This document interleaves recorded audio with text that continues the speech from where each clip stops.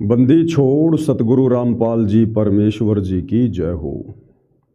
परमपिता परमात्मा सारी सृष्टि के रचनहार कुल मालिक, असंख्य ब्रह्मांडों के स्वामी, जगत गुरु, तीनों लोकों में प्रवेश करके सबका धारण पोषण करने वाले राजा धीराज, आत्माधार, नाथों के नाथ, देवों के देव महादेव, सर्वेश्वर महेश्वर मृत्युंजय, अजरो अमर आदि अनादि सनातनी प्रभु, जगत पिता जगदीश्वर, श्री श्री 1008 की उपाधि के वास्तविक अधिकारी, अकाल मूर्त शब्द स्वरूपी राम वासुदेव सर्वगतम बरम, परम पूज्य प्रथम पूज्य परम संत परम पुरुष परम धनी परम दयालु, सत्य कबीर हक्का कबीर, अल्लाहु कबीर अल्लाहु अकबर बाखबर अल्लाह ताला, जगत के तारणहार, जगत के मुक्तिदाता, जगत के जगन्नाथ, हारे के सहारे, हिंदुओं के राम, मुसलमानों के अल्लाह, सिखों के वाहिगुरु, ईसाइयों के मसीह,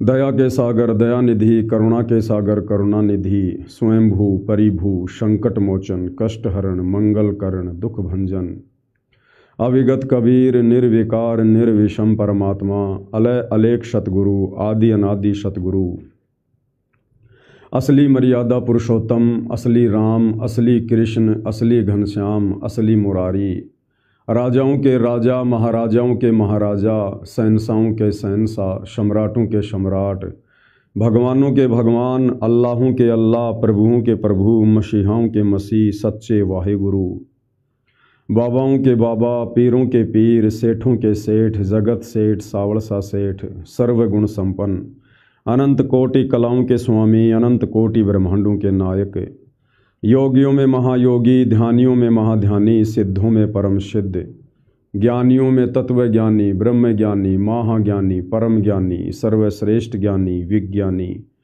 युवा कबीर, समर्थ कबीर, असमवात, अमित ओजा, सच्चे रहनुमा, करीम अल्लाह, सुभान अल्लाह, दुनिया के अंतिम पैगंबर, 8 सितंबर 1951 से गांव धनाना, जिला सोनीपत, हरियाणा, भारतवर्ष की पावन भूमि पे प्रकट रियल कल की भगवान श्री नारायण साकार हरि, श्री बाबा साहेब, नूर अनंत परमात्मा, सच्चे दरवेश, सच्चे बाखबर, संत शिरोमणि सतगुरु रामपाल जी परमेश्वर जी के चरण कमल में साध संगति से जुड़े हुए देश विदेश से आप और हम सभी सत्सेवक भाई बहनों का अनंत कोटि दंडवत प्रणाम।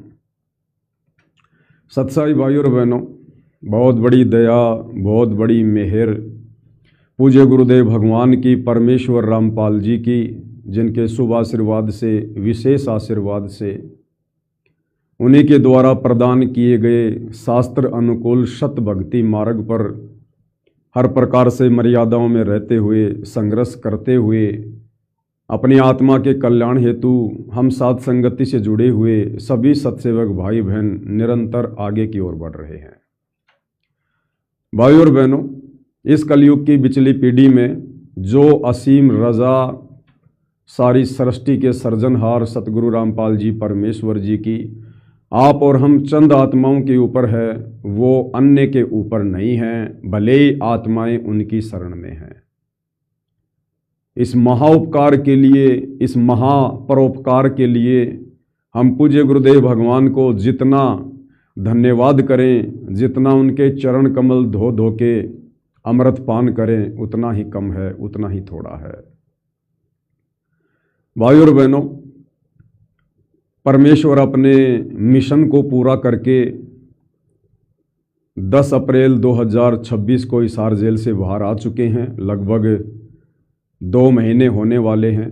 आज पूरे 2 महीने हो चुके हैं, क्योंकि 10 अप्रैल को आए थे, आज 10 जून 2026 है। लीला परमेश्वर जी की जारी रहेगी, परंतु मिशन समाप्त हो चुका है। कौन सा मिशन? सतलोक के लिए आत्माओं की छटनी करने वाला मिशन, सतलोक के लिए आत्माओं को तैयार करने वाला मिशन। ये मिशन परमेश्वर जी का समाप्त हो चुका है। जितनी आत्माओं को कबीर परमेश्वर सतगुरु रामपाल जी ने अपने धरती पर रहते सहते और इसी जन्म में सतलोक लेकर जाना है। उन आत्माओं को परमेश्वर जी ने पिछले 11 वर्षों से हिसार जेल में बैठकर भक्तों की छटनी करके उनको अपने शत मिशन साध संगति से जोड़कर अलग कर दिया है। अब साध संगति से जो भगत भाई बहन जुड़े हुए हैं या आने वाले समय में जो भगत भाई बहन साध संगति से जुड़ेंगे, उन्हीं में से सतलोक के लिए आत्माओं की छटनी होगी। बाकी चाहे पूरा हिंदुस्तान गुरुदेव के चरणों में आ जाए, चाहे पूरा विश्व गुरुदेव भगवान के चरणों में आ जाए, वो आत्माएं केवल उपदेश प्राप्त करके भक्ति करेंगी। उन आत्माओं में केवल भक्ति का बीज डलेगा, उन आत्माओं के ऊपर केवल वो कलम चढ़ेगी भक्ति वाली। उन आत्माओं में मोक्ष के अधिकारी हंस नहीं होंगे। तो जो अधिकारी थे उनको गुरुदेव भगवान ने साध संगति से जोड़ दिया है। अब ये साध संगति में जो भगत भाई बहन जुड़े हुए हैं, अब इन भगत भाई बहनों के ऊपर निर्भर करता है, उनके विश्वास के ऊपर निर्भर करता है, उनकी मर्यादाओं के ऊपर निर्भर करता है, उनके आचार विचार व्यवहार के ऊपर निर्भर करता है कि आप अंत तक साध संगति से जुड़े रहेंगे या किसी भी अपनी कमजोरी के चलते आप जी साध संगति से हट जाएंगे। कहे कबीर सुनो वे साधो मैं तो हूं विश्वास में। ये हमारे विश्वास की परीक्षा चल रही है और समय समय पर साध संगति के माध्यम से भगत भाई बहनों को जो भक्ति क्रिया बताई जाती थी, समझाई जाती थी, जो नियम और मर्यादा बताई जाती थी, और जिन जिन भगत भाई बहनों ने साध संगति पर विश्वास करके कि वास्तव में यदि सतगुरु रामपाल जी का यथार्थ पंथ है तो साध संगति ही है, इस पर विश्वास करके जिन जिन भगत भाई बहनों ने उन तमाम भक्ति मर्यादाओं को, भक्ति क्रियाओं को फॉलो किया है और अपने गुरुदेव भगवान को प्रसन्न किया है, जिनके मन में किसी भी प्रकार का कोई भी संदेह, कोई भी शंका साध संगति को लेकर या साध संगति में जो भक्ति क्रिया बताई जाती थी उन भक्ति क्रियाओं को लेकर उत्पन्न नहीं हुई, उन आत्माओं का तो सौभाग्य। उन आत्माओं के तो मोक्ष में किसी प्रकार का कोई संशय नहीं है, यदि वो आत्माएं अंत तक विश्वास के साथ इसी प्रकार अपने गुरु को ही परमेश्वर मानकर और हर प्रकार से मोक्ष के लिए मर्यादाओं में रहकर इस मार्ग पर डटे रहे, टिके रहे। तो बाकी भाई छटनी का जो कर्म है वो लगातार जारी रहेगा, वो तो अंत तक जारी रहेगा। छटनी होती रहेगी।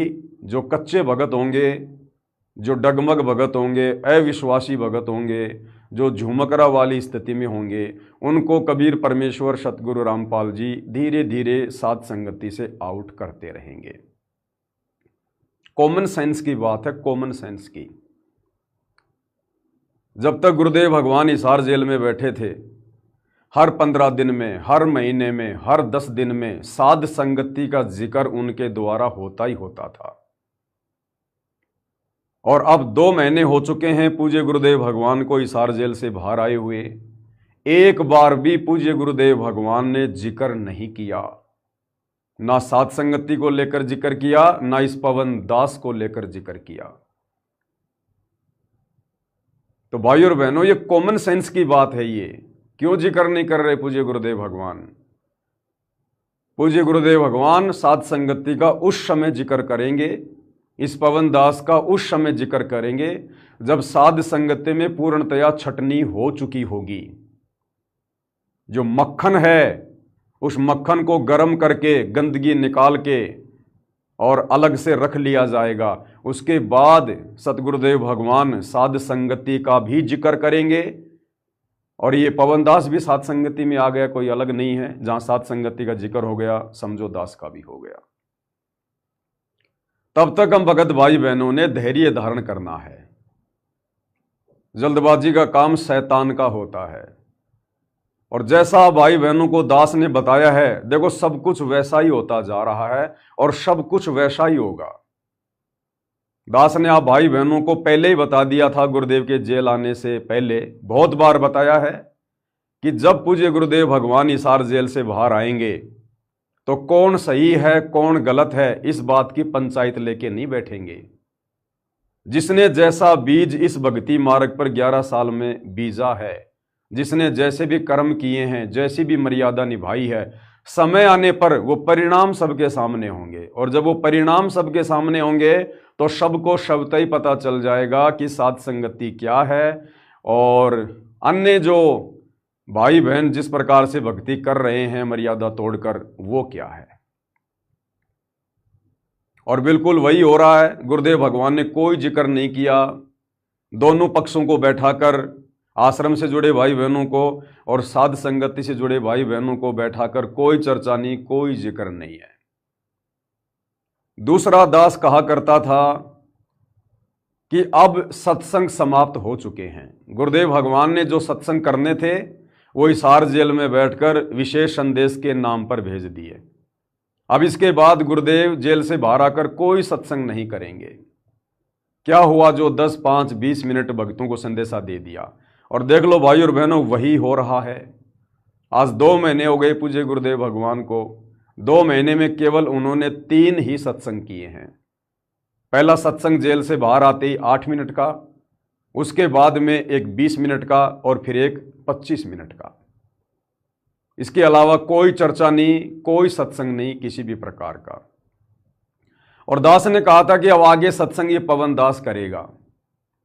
सत्संग का मतलब ये नहीं कि भाई आप जी गुरु की गद्दी पर बैठकर या सामने बैठे लोगों को अपना शिष्य मानकर जब आप कुछ बोलोगे तो वही सत्संग करना होता है। नहीं, इस प्रकार से सत्संग करने के अधिकारी केवल धरती पर सतगुरुदेव भगवान है।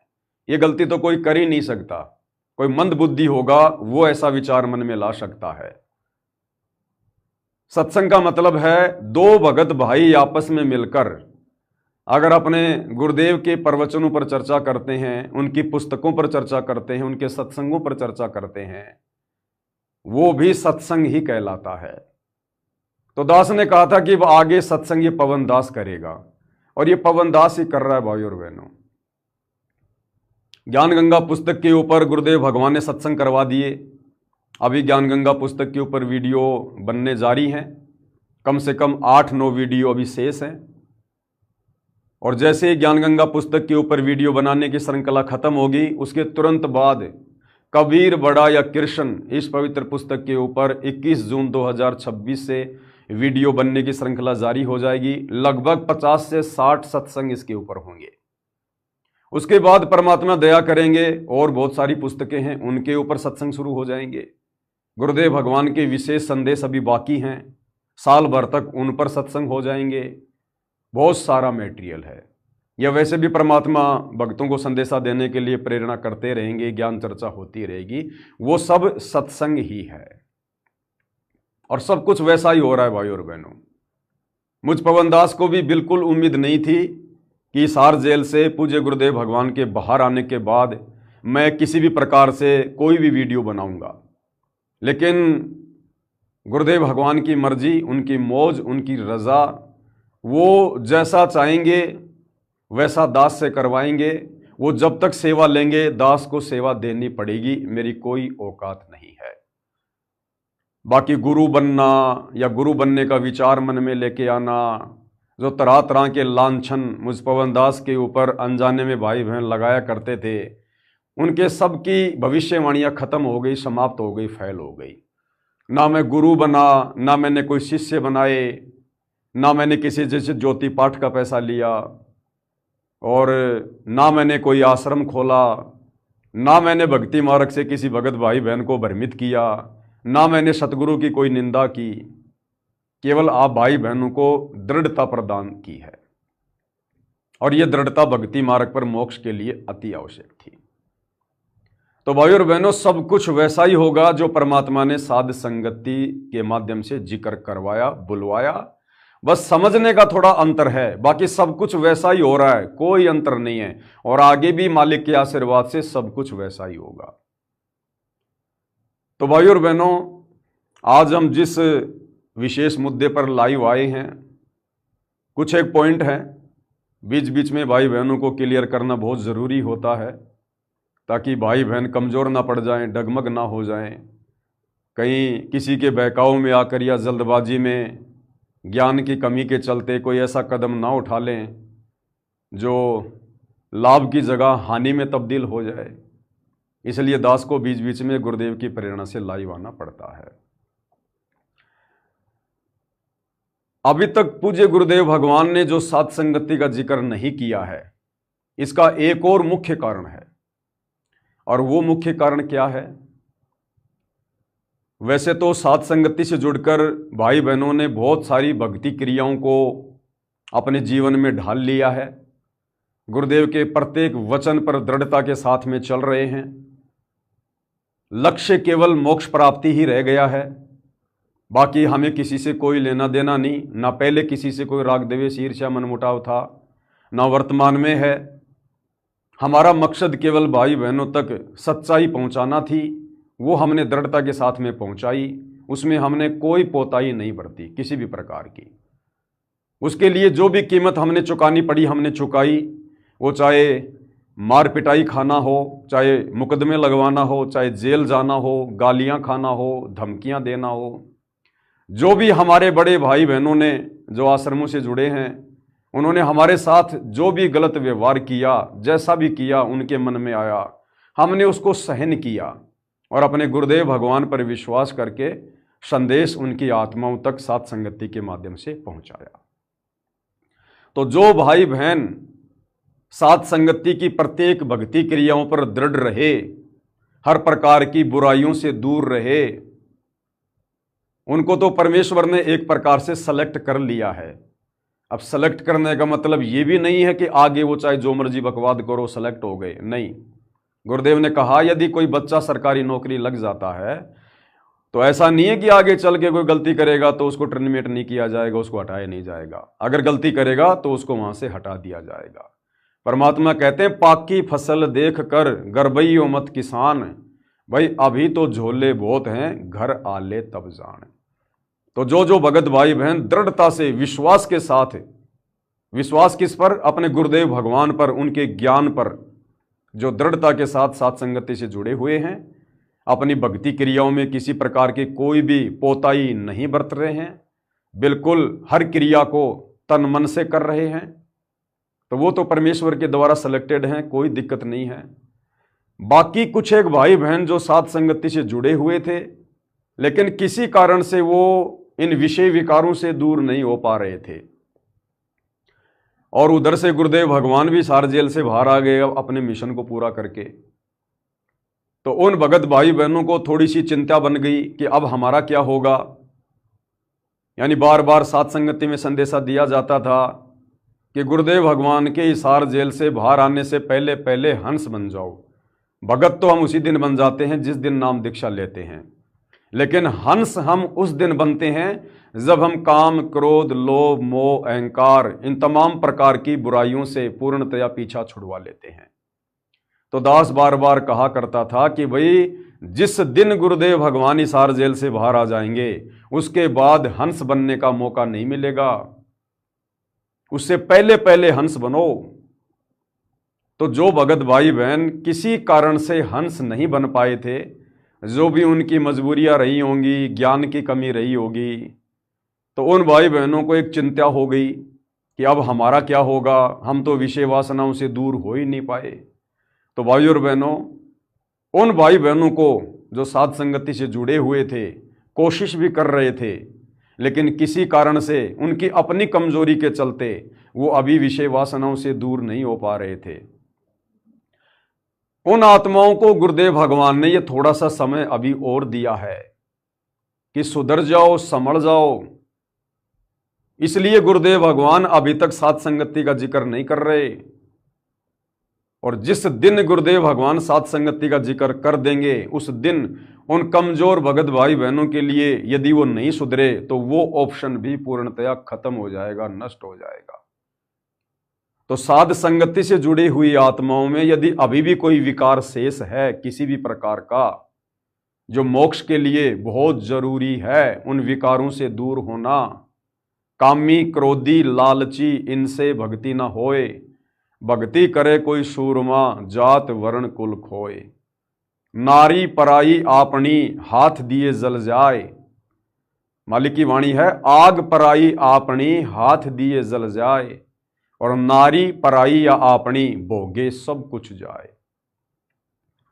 तो जब तक गुरुदेव भगवान अपने मुख कमल से साध संगति का जिक्र नहीं करते हैं तब तक समझो जो भगत भाई बहन साध संगति से जुड़कर भी थोड़ा बहुत कमजोरी में हैं, उन आत्माओं पर परमेश्वर ने एक मेहर बख्शी हुई है, उनको एक मौका दिया हुआ है कि अभी भी समय है किसी भी प्रकार से संघर्ष करके, चाहे पत्नी नाराज हो, चाहे पति नाराज हो, चाहे पीहर वाले नाराज हो, चाहे ससुराल वाले नाराज हों, ये सोना वाना पहनना बिल्कुल बिल्कुल खत्म कर दो।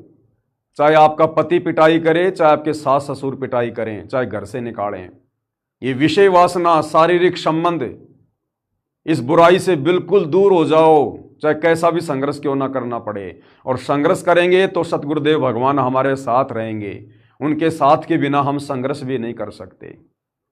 तो कहने का मतलब है जब तक गुरुदेव भगवान साध संगति का जिक्र नहीं करते हैं तब तक भाई बहनों को एक मौका है, एक बहुत बड़ी दया, एक बहुत बड़ा रहम गुरुदेव ने अभी तक किया हुआ है। अब हम जिक्र करेंगे भाई और बहनों, क्योंकि मोक्ष का जो शु अवसर है, मोक्ष प्राप्ति का जो शु अवसर है वो केवल साध संगति में है। किसी भाई को अच्छा लगे या बुरा लगे इसकी हमने कभी भी परवाह नहीं की है। हमने वही संदेशा दिया है जो संदेशा देने के लिए गुरुदेव भगवान ने प्रेरित किया है, और साध संगति में बिल्कुल निष्पक्ष भाव से संदेश दिए जाते हैं। तो ये तो आप भूल जाना कि साध संगति से दूर होकर आप जी सतलोक प्राप्त कर सकते हैं या मोक्ष प्राप्त कर सकते हैं। अगर किन्हीं आत्माओं का पूर्ण मोक्ष होगा तो साध संगति से जुड़कर ही होगा, क्योंकि साध संगति से जुड़े बिना आप कभी भी अपने गुरु को परमेश्वर के रूप में हृदय से स्वीकार नहीं कर सकते। वैसे आप उनको परमात्मा कहो, भगवान कहो, कबीर देव कहो, जो मर्जी कहो, उनके चरणों में बैठे रहो, परंतु जिस विधि से परमात्मा स्वयं को परमात्मा मनवाना चाहते हैं वो विधि केवल साध संगति में ही है। तो यदि किसी का मोक्ष होना है तो साध संगति से होना है। बाकी चाहे देश का प्रधानमंत्री नरेंद्र मोदी सतगुरु रामपाल जी के चरणों में जाकर क्यों ना बैठ जाए, और चाहे कितना दान करे, कितनी भक्ति करे, आश्रम में बैठ जाए, तो भी मोक्ष नहीं होगा यदि वो साध संगति से नहीं जुड़ा। तो साध संगति से जुड़ने का मतलब है गुरु को परमेश्वर मानकर जो भक्ति क्रिया हम साध संगति से जुड़े भाई बहन कर रहे हैं, ये भक्ति क्रिया करनी पड़ेगी। वो चाहे आश्रम में बैठ के कर लो, चाहे अपने घर पे बैठ के कर लो, चाहे कहीं भी बैठ के कर लो। बाकी साध संगति कोई संस्था नहीं है, कोई रजिस्टर्ड नहीं है, साध संगति का कोई डॉक्यूमेंट्स नहीं है। साध संगति का मतलब है गुरु को परमेश्वर मानकर तमाम भक्ति क्रिया करना, जिससे गुरु की मेहर प्राप्त हो, ग्रेस मार्ग प्राप्त हो। और ये केवल साध संगति के अलावा आपको विश्व में कहीं और देखने को नहीं मिलेगा। एक क्या चाहे 1000 आश्रम खुल जाएं, आश्रमों में भक्ति होती ही नहीं है। आश्रमों से तो केवल परमात्मा ने भक्ति की शुरुआत करनी होती है, बाकी आश्रमों में भक्ति नहीं होती है। ये परमेश्वर ने घर घर आश्रम बनवा दिए, घर घर। घटी हिम गंगा, घटी हिम जमुना, घटी हिम है जगदीश, सतगुरु तारेंगे। मोको कहाँ ढूंढे रे बंदे, मैं तो तेरे पास में। स्वर्ग 7 आसमान पर भटकत है मन मूड, और खालिक तो खोया नहीं, खालिक यानी भगवान गुरुदेव, इसी महल में ढूंढ। गुरुपद सेवै बिरला कोई, जहां पर कृपा साहिब की होई। ये संसार विघन की घाटी, कोई निकलेगा बिरला सूर। भवसागर में बहुकाग है, कोई कोई हंस हमार। कहे कबीरा धर्मदास से, उनका खेवा उतारूं पार। ये कोई सामान्य वाणियां नहीं है। कोई बिरले होते हैं जो पूर्ण मोक्ष प्राप्त करते हैं, और उनके लिए गुरुदेव भगवान अलग से व्यवस्था करते हैं हर कलयुग की पिछली पीढ़ी में। जैसे वर्तमान में साध संगति में उन बिरले आत्माओं के लिए परमेश्वर ने व्यवस्था कर दी। अगर 11 साल से गुरुदेव भगवान ने संघर्ष करवाया है, हजारों संदेशे दिलवाए हैं, गुरु को परमेश्वर मानने वाली भक्ति क्रियाएं शुरू करवाई है, तो ये कोई सामान्य बात नहीं है, कोई छोटी मोटी बात नहीं है। इसका परिणाम आगे चल के निकलेगा। और कितनी आसानी से साध संगति से जुड़ने के बाद हम भगत भाई बहन इन बुराइयों से दूर हो गए। आसान नहीं है। हमें गुरुदेव भगवान ने सृष्टि रचना में बार बार बताया, समझाया कि बच्चों, इस काल ने आप तमाम आत्माओं को अपने भोजन के लिए 3 गुणों में बांध के रखा हुआ है। त्रिगुणमयी माया में रजगुण ब्रह्मा, सतगुण विष्णु, तमगुण शंकर। और इन तीनों गुणों के प्रभाव से ये तीनों देवता ब्रह्मा विष्णु महेश भी पूरी तरह से बंधे हुए हैं, जकड़े हुए हैं। और इन्हीं तीनों गुणों के प्रभाव से इन्होंने ऐसी ऐसी गलतियां कर रखी हैं जो आज इतिहास बन गया है। फिर भला आम जीव की क्या औकात कि वो इन तीनों गुणों के प्रभाव से बच सके। लेकिन साध संगति से जोड़कर गुरुदेव भगवान ने अपना विशेष आशीर्वाद देकर हमें तीनों गुणों से बचा लिया। आज युवा अवस्था में साध संगति से जुड़े हजारों की संख्या में भगत भाई बहनों ने पति पत्नी से हटकर भाई बहन के रिश्ते बना लिए। ये कोई सामान्य बात नहीं है।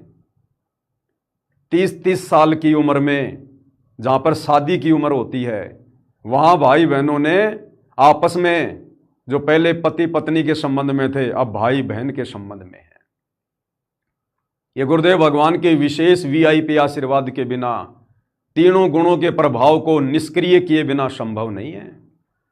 जहां ब्रह्मा विष्णु महेश भी रजोगुण के, तमोगुण के, सतोगुण के प्रभाव से नहीं बच पा रहे, आप और हमारी 2 कौड़ी के तुच्छ जीवों की भला क्या औकात की हम बच जाएं, यदि गुरुदेव भगवान का परम सहारा हम साध संगति से जुड़े भाई बहनों के ऊपर ना हो तो इसी से विचार कर लेना चाहिए कि गुरुदेव भगवान का विशेष आशीर्वाद यदि पृथ्वी पर किन्हीं आत्माओं पर है तो साध संगति से जुड़े भाई बहनों पर है।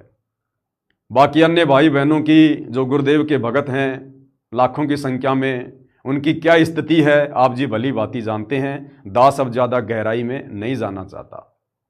बहुत सारे वीडियो बना रखे हैं, आप सबको पता है कि कितना राग द्वेष, ईर्ष्या, मनमुटाव, छल कपट, वैर भाव, निंदा चुगली, रजोगुण, तमोगुण, सतोगुण उन आत्माओं में कूट कूट के भरा हुआ है जो अपने आप को परम भगत मानकर बैठे हुए हैं।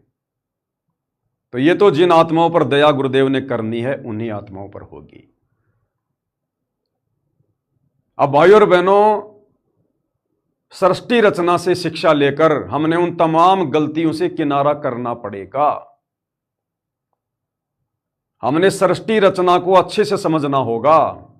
ये जरूरी नहीं है कि सृष्टि रचना 2 साल में समझ में आ जाएगी, 10 साल में समझ में आ जाएगी। आगे से आगे बढ़ते जाएंगे, पॉइंट निकलते जाएंगे। क्या गलती हुई थी जिस गलती के चलते हम सतलोक से नीचे आए थे? यदि हमने उन गलतियों को नहीं सुधारा, क्या हम वापस सतलोक जा पाएंगे? कभी नहीं जा पाएंगे। कुछ एक पॉइंट यहां भाई बहनों के सामने है। ये पॉइंट दास ने क्लियर कर दिया है कि जब तक साध संगति का जिक्र नहीं, तब तक आत्माओं को एक और अंतिम मौका है जो अभी भाई बहन के रिश्तों में नहीं हैं, जो साध संगति से भी जुड़े हैं और पति पत्नी व्यवहार में हैं। उन आत्माओं को गुरुदेव भगवान ने एक अंतिम मौका दिया है। कब तक? जब तक गुरुदेव भगवान साध संगति का जिक्र नहीं करते हैं। या वो भाई बहन जो साध संगति से जुड़े हुए हैं और अभी भी रमैनी करने की सोच रहे हैं कि अभी तो मैं शादी करूंगा, बच्चे उत्पन्न करूंगा, अपना घर बसाऊंगा, और साध संगति से भी जुड़े हुए हैं, तो वो भाई बहन भी समझ जाएं, अगर वास्तव में मोक्ष प्राप्त करना है तो ये रमेणी फेमेणी का चक्कर अपने दिलो दिमाग से निकाल दो। 2 दिन का जीवन है ये मौका दिया है परमात्मा ने। असंख्य जन्मों के बाद बिल्ली के बाग का छिक्का टूटा है। दास ज्यादा गहराई में नहीं जाएगा, सैकड़ों वीडियो बन चुके हैं इस विषय पर। ये आवन जान बखेड़ा या कौन बसावे खेड़ा। तो ये 2 प्रकार के भक्तों पर अभी गुरुदेव भगवान ने रजा की हुई है, उनको अभी थोड़ा और मौका दिया है। पहले कौन? जो अभी भाई बहन के रिश्तों में नहीं हैं, या जो रमेणी करने की सोच रहे हैं। विचार कर लेना भाई। उसके बाद देखिए भाई और बहनों, सतलोक से गिरने के लिए काल ने बहन को पत्नी बनाया। काल ने सतलोक में हट करके, तप करके 21 ब्रह्मांड प्राप्त किए, सृष्टि रचना की सामग्री प्राप्त की, आत्माओं को भी प्राप्त कर लिया। परमेश्वर ने सब कुछ दे दिया, और ये सारी सामग्री प्राप्त करके उस काल ने, ज्योति निरंजन ने सतलोक में ही रहना था। सारे ठाट बाट प्राप्त करने थे, सारा सुख प्राप्त करना था। ना कोई लक 84 का कष्ट, ना कोई जन्म मरण का कष्ट, ना कोई तपस्या का कष्ट, ना कोई नरक का कष्ट। लेकिन क्या गलती करी उसने, जिस गलती के चलते उसको सतलोक से निष्कासित किया गया? उसने अपनी ही बहन को पत्नी बनाया। किसको? अपनी बहन को। जिस हंस आत्मा को गुरुदेव ने युवा लड़की बनाया था और काल के पास भिजवा दिया था, जिसको आगे चलकर दुर्गा कहा गया, आदि माया कहा गया, क्योंकि सतलोक में हम सब आपस में भाई बहन हैं। वहां मैथुन क्रिया से संतान उत्पत्ति नहीं है, वहां शब्द से संतान उत्पत्ति है। तो ये ज्योति निरंजन काल भी उसी परमात्मा के वचन से उत्पन्न, और ये आदि माया दुर्गा भी उसी परमात्मा के वचन से उत्पन्न। हम सब वहां पर भाई हैं आपस में। इस ज्योति निरंजन ने अपनी बहन को कुदृष्टि से देखा और इसने उसके साथ में जबरदस्ती करने का प्रयास किया। कहने का मतलब है, इसने अपनी बहन को अपनी पत्नी बनाया, और इसी बात की सजा परमेश्वर ने इसको दी, सतलोक से निष्कासित कर दिया। अब यदि वापस हमने सतलोक जाना है तो गांठ बांध लेना। जो गलती सतलोक में हुई थी, जब तक उसको हम यहां नहीं सुधारेंगे, हम सतलोक नहीं जा सकते। तो सतलोक से नीचे क्यों भेजा? क्योंकि काल ने अपनी बहन को अपनी पत्नी बनाया। अब यदि वापस सतलोक जाना है तो हंस आत्माओं ने क्या करना पड़ेगा? वापस अपनी पत्नी को अपनी बहन बनाना पड़ेगा। वापस अपनी पत्नी को अपनी बहन बनाना पड़ेगा, क्योंकि जो ज्ञान आप और हमें गुरुदेव ने दे दिया सृष्टि का तत्व ज्ञान, ये दुनिया वालों को नहीं है। ये 21 ब्रह्मांड की सृष्टि भाई बहन से चली हुई है। ये बहुत गंदा कर्म है। जब ज्योति निरंजन ने दुर्गा के साथ में जबरदस्ती करने का प्रयास किया, स्त्री इंद्रिय लगाने का प्रयास किया, तो दुर्गा ने क्या कहा था कि ज्योति निरंजन, मेरे पास में पिता की दी हुई शब्द शक्ति है, आप जितनी आत्मा कहोगे मैं उत्पन्न कर दूंगी। ये भाई बहन का रिश्ता ये कलंकित मत करो। अगर भाई बहन इस प्रकार से शारीरिक संबंध बनाएंगे तो ये महापाप होगा। तो 21 ब्रह्मांड की सृष्टि भाई और बहन के योग से चली हुई है, तो क्या हम इसको सुधारेंगे नहीं?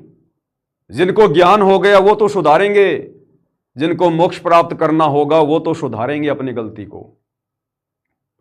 अनजाने में काल ने हमसे जो कुछ करवाया, हमारी शादी करवाई, भाई बहन को यानी 2 आत्माओं को आपस में पति और पत्नी के संबंधों में बांध दिया, हमसे कुकर्म करवाया, अपनी खुराक तैयार करवाई। अब हमें गुरुदेव ने आकर हकीकत बता दी, सच्चाई बता दी, क्या गलती हुई थी सतलोक में वो बता दी। क्या अब हम सतलोक जाने के लिए अपनी गलती को नहीं सुधारेंगे? तो जिस बहन को अपनी पत्नी बनाने के चलते परमात्मा ने हम सब आत्माओं को सतलोक से निष्कासित किया, अब यदि भाई सतलोक जाना है, यदि आज सतगुरु रामपाल जी से मोक्ष प्राप्त करना है, तो भाई अपनी पत्नी को बहन बनाना पड़ेगा। जब तक नहीं पता था तब तक गुरुदेव भगवान की तरफ से माफी होती है।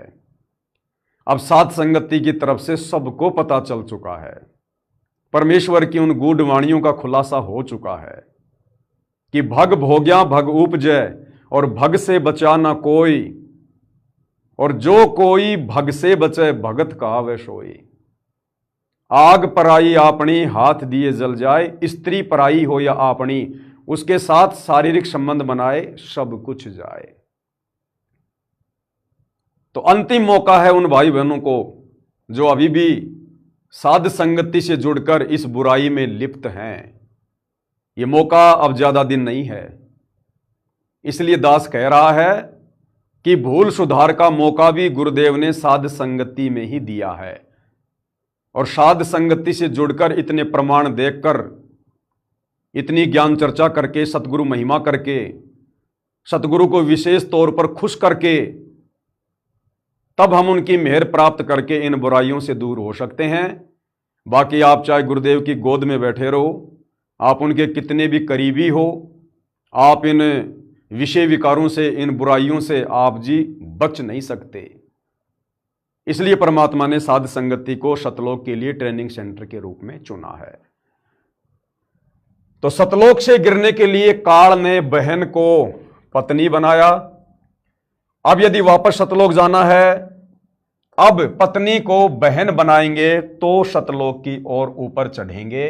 दूसरा कोई ऑप्शन नहीं है, ध्यान रख लेना भाई। अब देखिए भाई और बहनों, सन 1994 से सतगुरुदेव भगवान ने अपने मिशन की शुरुआत की, हम आत्माओं तक ये तत्व ज्ञान पहुंचाना शुरू किया।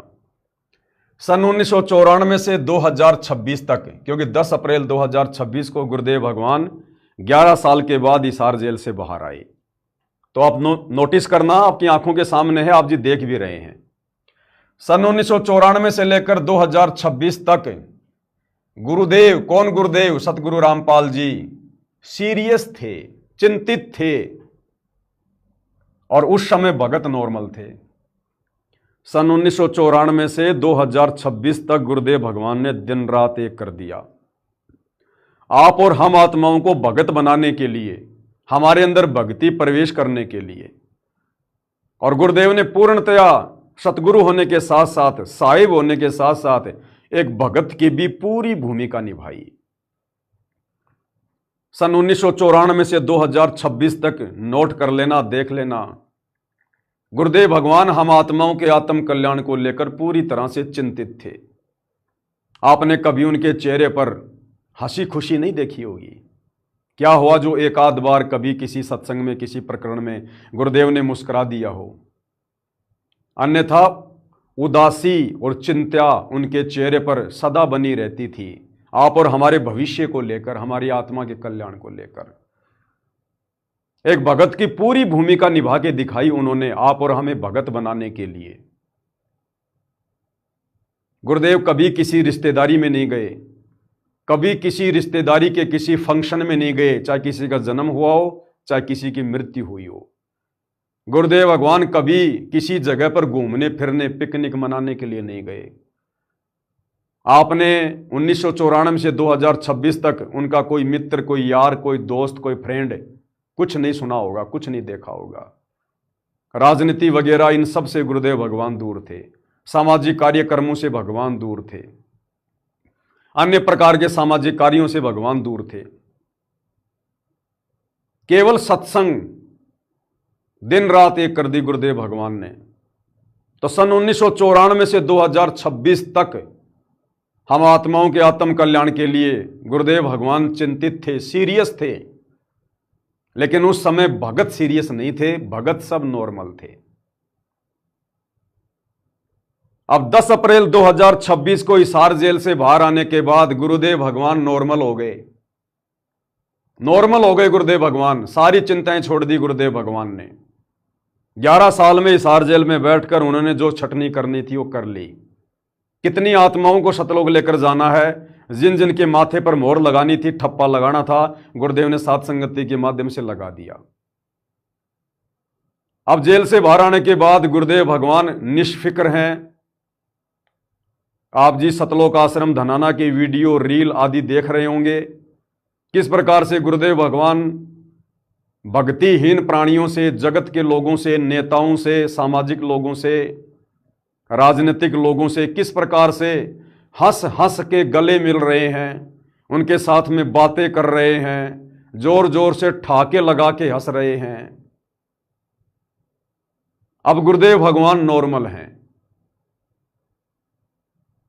क्योंकि परमेश्वर की वाणी है, भड़वा भड़वा सब कोई कहे, और भड़वा भड़वा सब कोई कहे, कोई न जाने खोज, दास गरीब कबीर करम यो बाटे सिर का बोझ। यानी जो सिर का बोझ परमात्मा ने हल्का करना था, अपने नकली भक्तों का भार जो अपने सिर से उतारना था, वो परमेश्वर ने 11 साल हिसार जेल में बैठकर उतार दिया। सबकी परीक्षा लेकर सबका झाड़ा ले लिया। कितने फेल हुए, कितने पास हुए, किन लोगों ने क्या क्या गलतियां की, कौन लोग भक्ति को लेकर सीरियस रहे, ये 11 साल से साथ संगति से जुड़कर आप भाई बहनों ने भली भांति देख लिया है।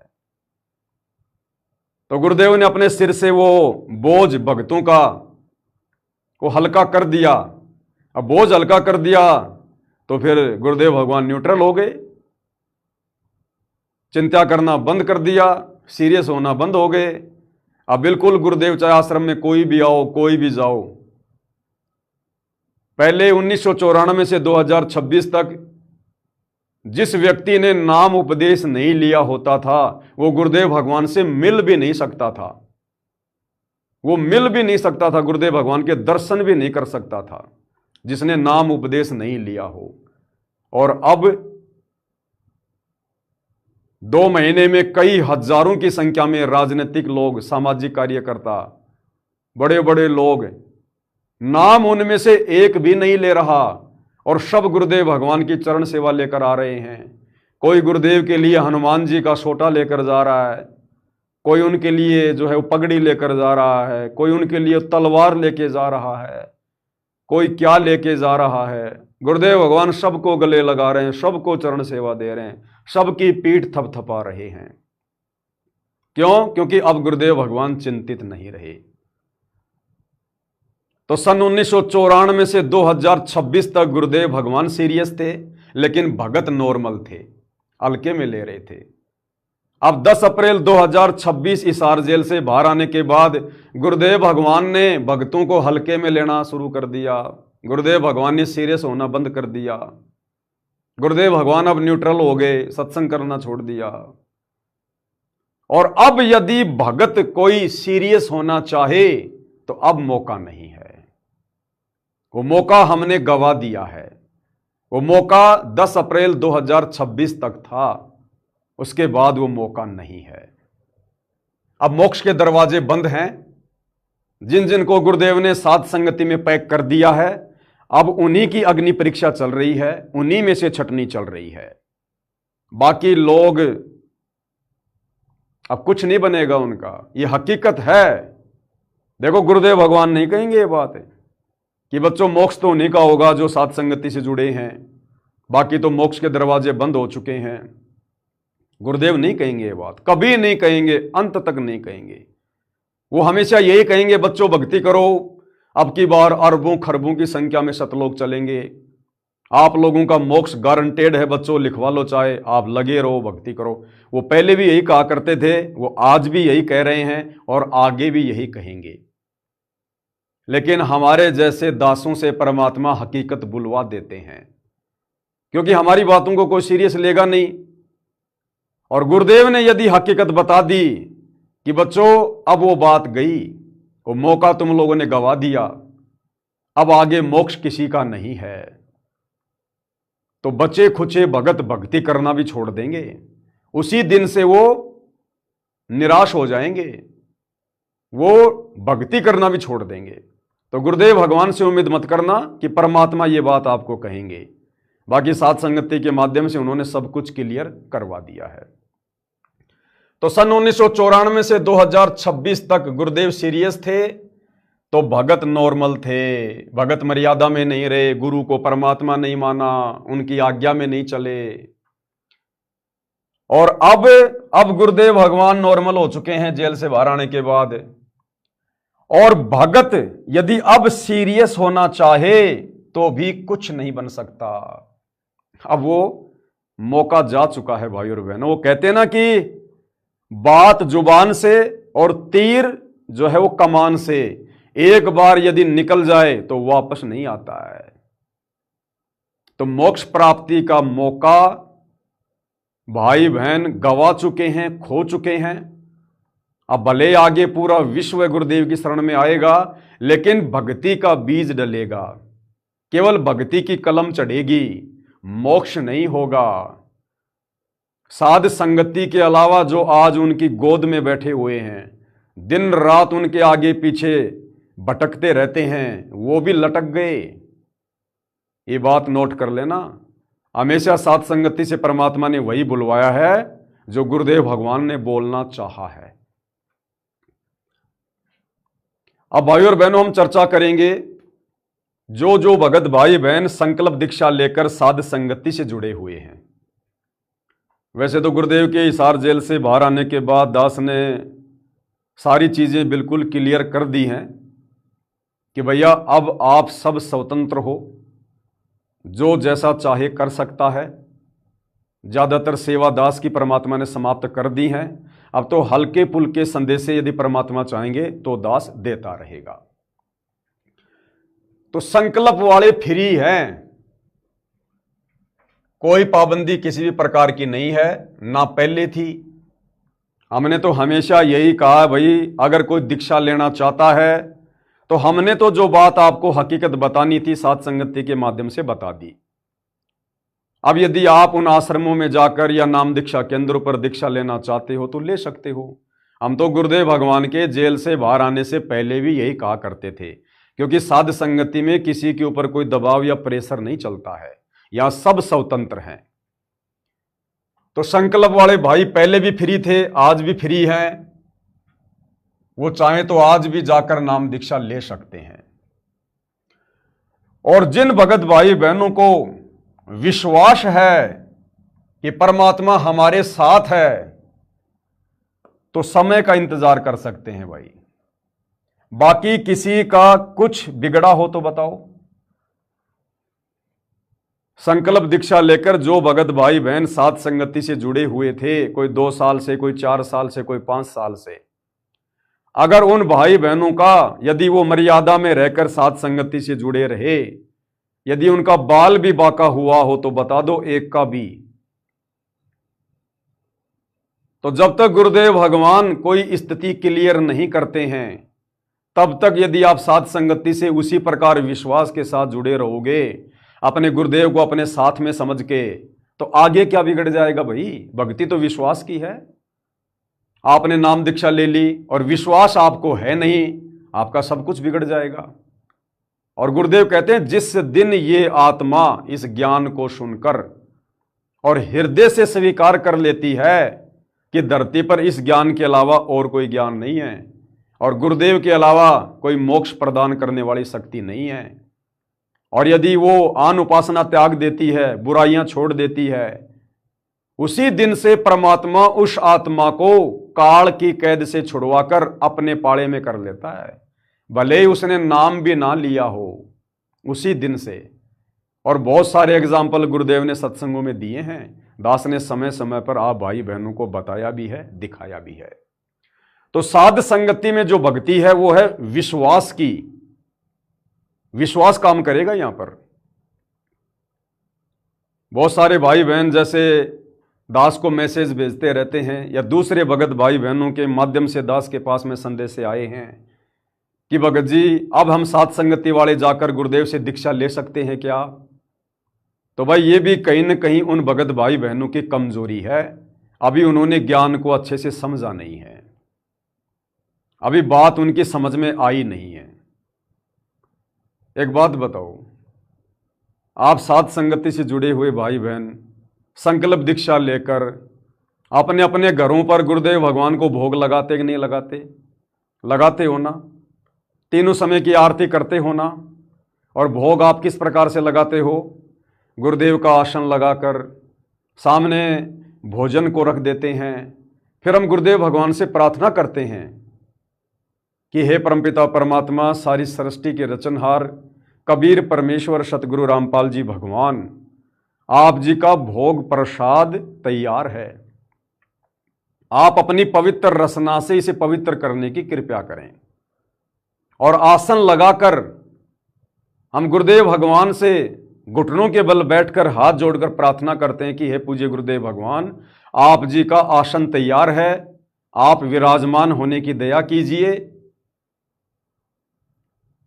यदि आपको विश्वास है कि मेरी प्रार्थना पर मेरे गुरुदेव भगवान शब्द रूप में आसन पर विराजमान होते हैं उस भोजन को प्रसाद बनाने के लिए,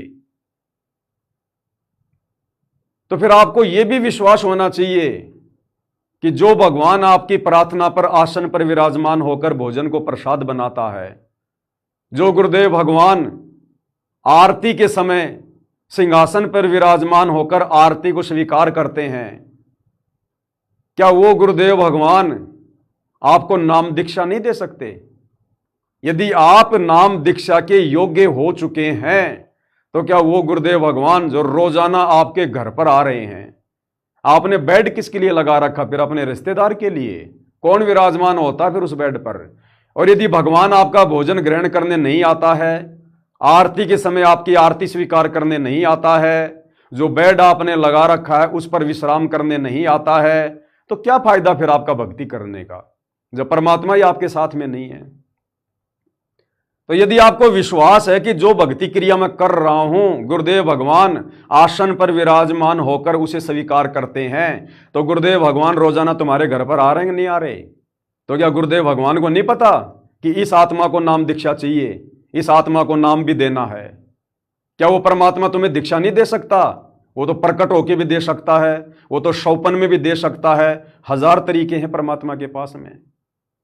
तो अब जो भगत भाई बहन ये कह रहे हैं कि हम संकल्प वालों का क्या होगा, क्या हम सतलोक आश्रम धनाना में जाकर या अन्य नाम दीक्षा केंद्रों पर जाकर दीक्षा ले सकते हैं क्या? इसका मतलब अभी तक आप भाई बहन जो जो भक्ति क्रिया कर रहे थे, आप गुरु को परमात्मा मान के नहीं कर रहे थे। आपको विश्वास ही नहीं है कि गुरुदेव भगवान आरती के समय, भोग के समय या वैसे मेरे घर पर विराजमान होते होंगे। अगर विश्वास होता तो आपके मन में ये विचार भी नहीं आता, विचार भी। अरे मैं पवन दास, मुझे केवल सतनाम तक ही प्राप्त है, क्या मुझे सार नाम नहीं चाहिए? क्या बिना सार नाम के मेरी मुक्ति हो जाएगी? अरे तो जिस दिन मुझे सार नाम मिलेगा उस दिन आपको भी दीक्षा मिल जाएगी। तो जो भाई बहन इस प्रकार की बातें कर रहे हैं ना, उनको थोड़ा सा जोर डालना चाहिए अपनी बुद्धि के ऊपर। आप साध संगति से जुड़े हो तो संकल्प वाले भाई बहन फ्री है, बाकी कोई जाना चाहे, नाम दीक्षा लेना चाहे तो ले सकता है। भाई पवन दास किसी का दोषी नहीं बनना चाहता है, ना मैंने पहले किसी को मना किया, केवल समझाया, विधान बताया, हकीकत बताई। और आज भी आपको समझा रहा हूं, विधान बता रहा हूं, हकीकत बता रहा हूं। आपके दीक्षा लेने में ना लेने में मेरा कोई ना नुकसान है, ना कोई फायदा है, ना मेरा कोई शवारत है। मैं क्यों रोकूंगा किसी को? लेकिन जो हकीकत है वो आपको बता रहा हूं। अगर इस सात संगति रूपी पायदान से सात संगति की सीमाओं को लांघ कर नीचे उतर गए, मोक्ष से वंचित हो जाओगे। तो संकल्प वाले भाई बहन फ्री हैं, जाकर नाम ले सकते हैं। और जिन्हें विश्वास है कि परमात्मा हमारे साथ हैं, गुरुदेव भगवान हमारे साथ में हैं, पिछले 11 साल से हमारे साथ में थे, उनके साथ के बिना सात संगति चल सकती है क्या? सच्चाई चल सकती है क्या? इतना संघर्ष कोई कर सकता है क्या? इन तमाम प्रकार की बुराइयों से कोई दूर हो सकता है क्या? और जिन्हें विश्वास है कि परमात्मा हमारे साथ हैं, तो फिर समय का इंतजार कर सकते हैं, जिस दिन परमेश्वर सभी को बुलाकर नाम दीक्षा देंगे। देनी है परमात्मा ने, दीक्षा तो देनी है, सबको देनी है, लेकिन वो समय का इंतजार। अब कौन कौन समय का इंतजार कर पाता है, ये उस भगत के अपने ज्ञान के ऊपर निर्भर करेगा। बाकी किसी का कुछ बिगड़ा हो तो बता दो भाई, साथ संगति में आज तक। फिर बहुत सारे भगत भाई बहनों के मन में ये आता है, जो संकल्प नाम दीक्षा से जुड़े हुए हैं, वो भाई बहन सोचते हैं कि यदि हम लेट हो जाएंगे, जो सोचते हैं कि लेट नाम मिलेगा तो भक्ति कमाई कैसे बनेगी। यदि हमने अभी गुरुदेव के पास जाकर नाम दीक्षा प्राप्त नहीं की, यदि हमें वो मंत्र नहीं मिले और यदि हमने उन मंत्रों का जाप करना शुरू नहीं किया, तो हमारी भक्ति कमाई कैसे बनेगी, हम तो लेट हो जाएंगे। भाई और बहनों, परमात्मा कहते हैं सुमरण तो थोड़ा ही भला, जीवन तो थोड़ा ही भला, जस सत्य सुमरण हो, ये लाख बरस का जीवना लेखे धरे न कोई। ये भी उस भगत की कमजोरी है जो ये सोचता है कि अगर नाम दीक्षा लेट लेंगे तो हमारी भक्ति कमाई कैसे बनेगी, भक्ति का धन कैसे जुड़ेगा। ये भी उस भगत की कमजोरी है। आप चाहे 20 साल से नाम का जाप कर रहे हैं और मर्यादा में है नहीं, विश्वास आपको है नहीं, गुरु को परमात्मा मान नहीं रहे, क्या करोगे उस भक्ति धन का जोड़ के, क्या करोगे। वो भक्ति धन आपको यहीं पे फंसा के रखेगा। इसलिए परमात्मा कहते हैं जीवन तो थोड़ा ही भला, जैसे सत सुमरण होए, और लाख बरस का जीवना लेख धरे न कोई। सारे उदाहरण दे रखे हैं गुरुदेव ने इस आत्मा को शांत करने के लिए। श्री रामचंद्र जी के दादा राजा सड़ दलीप की कथा गुरुदेव ने हमें समझाई। एक बार रामचंद्र जी का दादा अपनी सेना को अपनी सिद्धि शक्ति से आकाश में उड़ाकर राक्षसों के साथ युद्ध करने के लिए, इंद्र के पक्ष में युद्ध करने के लिए ऊपर चला गया देवलोक में। युद्ध हो गया, राक्षस हार गए, देवता विजय हो गए। उसके बाद किसी धार्मिक व्यक्ति ने, किसी धर्म गुरु ने राजा सड़ दलीप को बताया कि राजा आपकी 2 घड़ी की उम्र शेष है। 1 घड़ी होती है 24 मिनट की और 2 घड़ी यानी 48 मिनट आपकी उम्र शेष है। उसी समय राजा दलीप ने इंद्र से कहा कि इंद्र, जितना जल्दी हो सके आप मुझे सरयू नदी पर भेज दो। अब इंद्र के पास तो मन की गति से चलने वाला विमान है। इंद्र ने अपनी सिद्धि शक्ति से और तुरंत सेकंडों में रामचंद्र जी के दादाजी को सरयू नदी पर भेज दिया। अब राजा सड़ दलीप को इस बात का ज्ञान था कि वास्तव में तेरी उम्र केवल 2 घड़ी की है, 1 घंटा भी नहीं है तेरे पास में। और राजा सड़ दलीप के धार्मिक गुरु ने जो भी उसको नाम दीक्षा दे रखी थी, जो भी मंत्र दे रखा था, उसने सब कुछ भूल कर, क्योंकि उसे अपनी मौत दिखाई दे रही थी कि 2 घड़ी की तेरी उम्र है, 2 घड़ी के बाद तेरी मृत्यु हो जाएगी, ये शरीर भी तेरा नहीं रहेगा, ये राजपाट, ये बच्चे बच्चे, ये राजा, सैनिक, धन, साम्राज्य सब यहीं छोड़ना पड़ेगा। इस बात को सोचकर, इतना चिंतित होकर, इतना विचार करके देवलोक से सीधा सरयू नदी पर गया। अपने राज्य में नहीं गया, अपने बच्चों के पास भी नहीं गया। और जो मंत्र उसके गुरुदेव ने दिया था, विशेष कसक के साथ, तड़फ के साथ उसने 2 घड़ी उस मंत्र का जाप किया और 2 घड़ी के जाप में वो षडदलीप अपने इष्ट धाम को चला गया। इसलिए गुरुदेव कहते हैं जीवन तो थोड़ा ही भला, जय सत सुमरण हो, लाख बरस का जीवना लेख धरे न कोई। अगर तुम्हें विश्वास ही नहीं है, तुम चिंतित ही नहीं हो, तुम सीरियस ही नहीं हो, तो चाहे दिन रात इन्हीं मंत्रों का जाप करते रहो, तुम कहां जाओगे? इष्ट धाम को नहीं जाओगे, सतलोक नहीं जाओगे। ये काल तुम्हें यहीं पर पीसेगा, जैसे चक्की में आटा पीसा जाता है, कभी राजा बनाकर, इंद्र बनाकर, महादेव बनाकर। तो क्या करोगे उस भक्ति कमाई का, जो भक्ति कमाई तुम्हें गुरुदेव से दूर कर दे। तो साथ संगति से जुड़कर यदि तुम्हें इतना भी विश्वास नहीं है, तो चाहे तुम आज ही जाके दीक्षा ले लो, क्या काम आएगी तुम्हारी वो दीक्षा। जिन लोगों ने ऑलरेडी दीक्षा ले रखी है, 20-20 साल से गुरु चरणों में बैठकर भक्ति कर रहे हैं, उनकी हालत देख लो पहले क्या हो रही है। तो ये कॉमन सेंस की बातें हैं।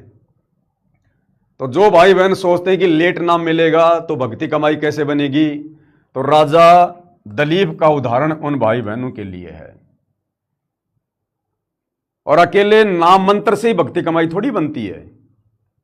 फिर जो तुम 3 समय की आरती कर रहे हो, गुरुदेव की आरती उतार रहे हो, गुरुदेव को भोग लगा रहे हो, चरण सेवा कर रहे हो, सतगुरु की महिमा कर रहे हो, सतगुरु के शब्द गा रहे हो, भाई बहनों से ज्ञान चर्चा कर रहे हो, परमेश्वर के विषय में चिंतन मनन कर रहे हो, ये भक्ति कमाई नहीं है क्या?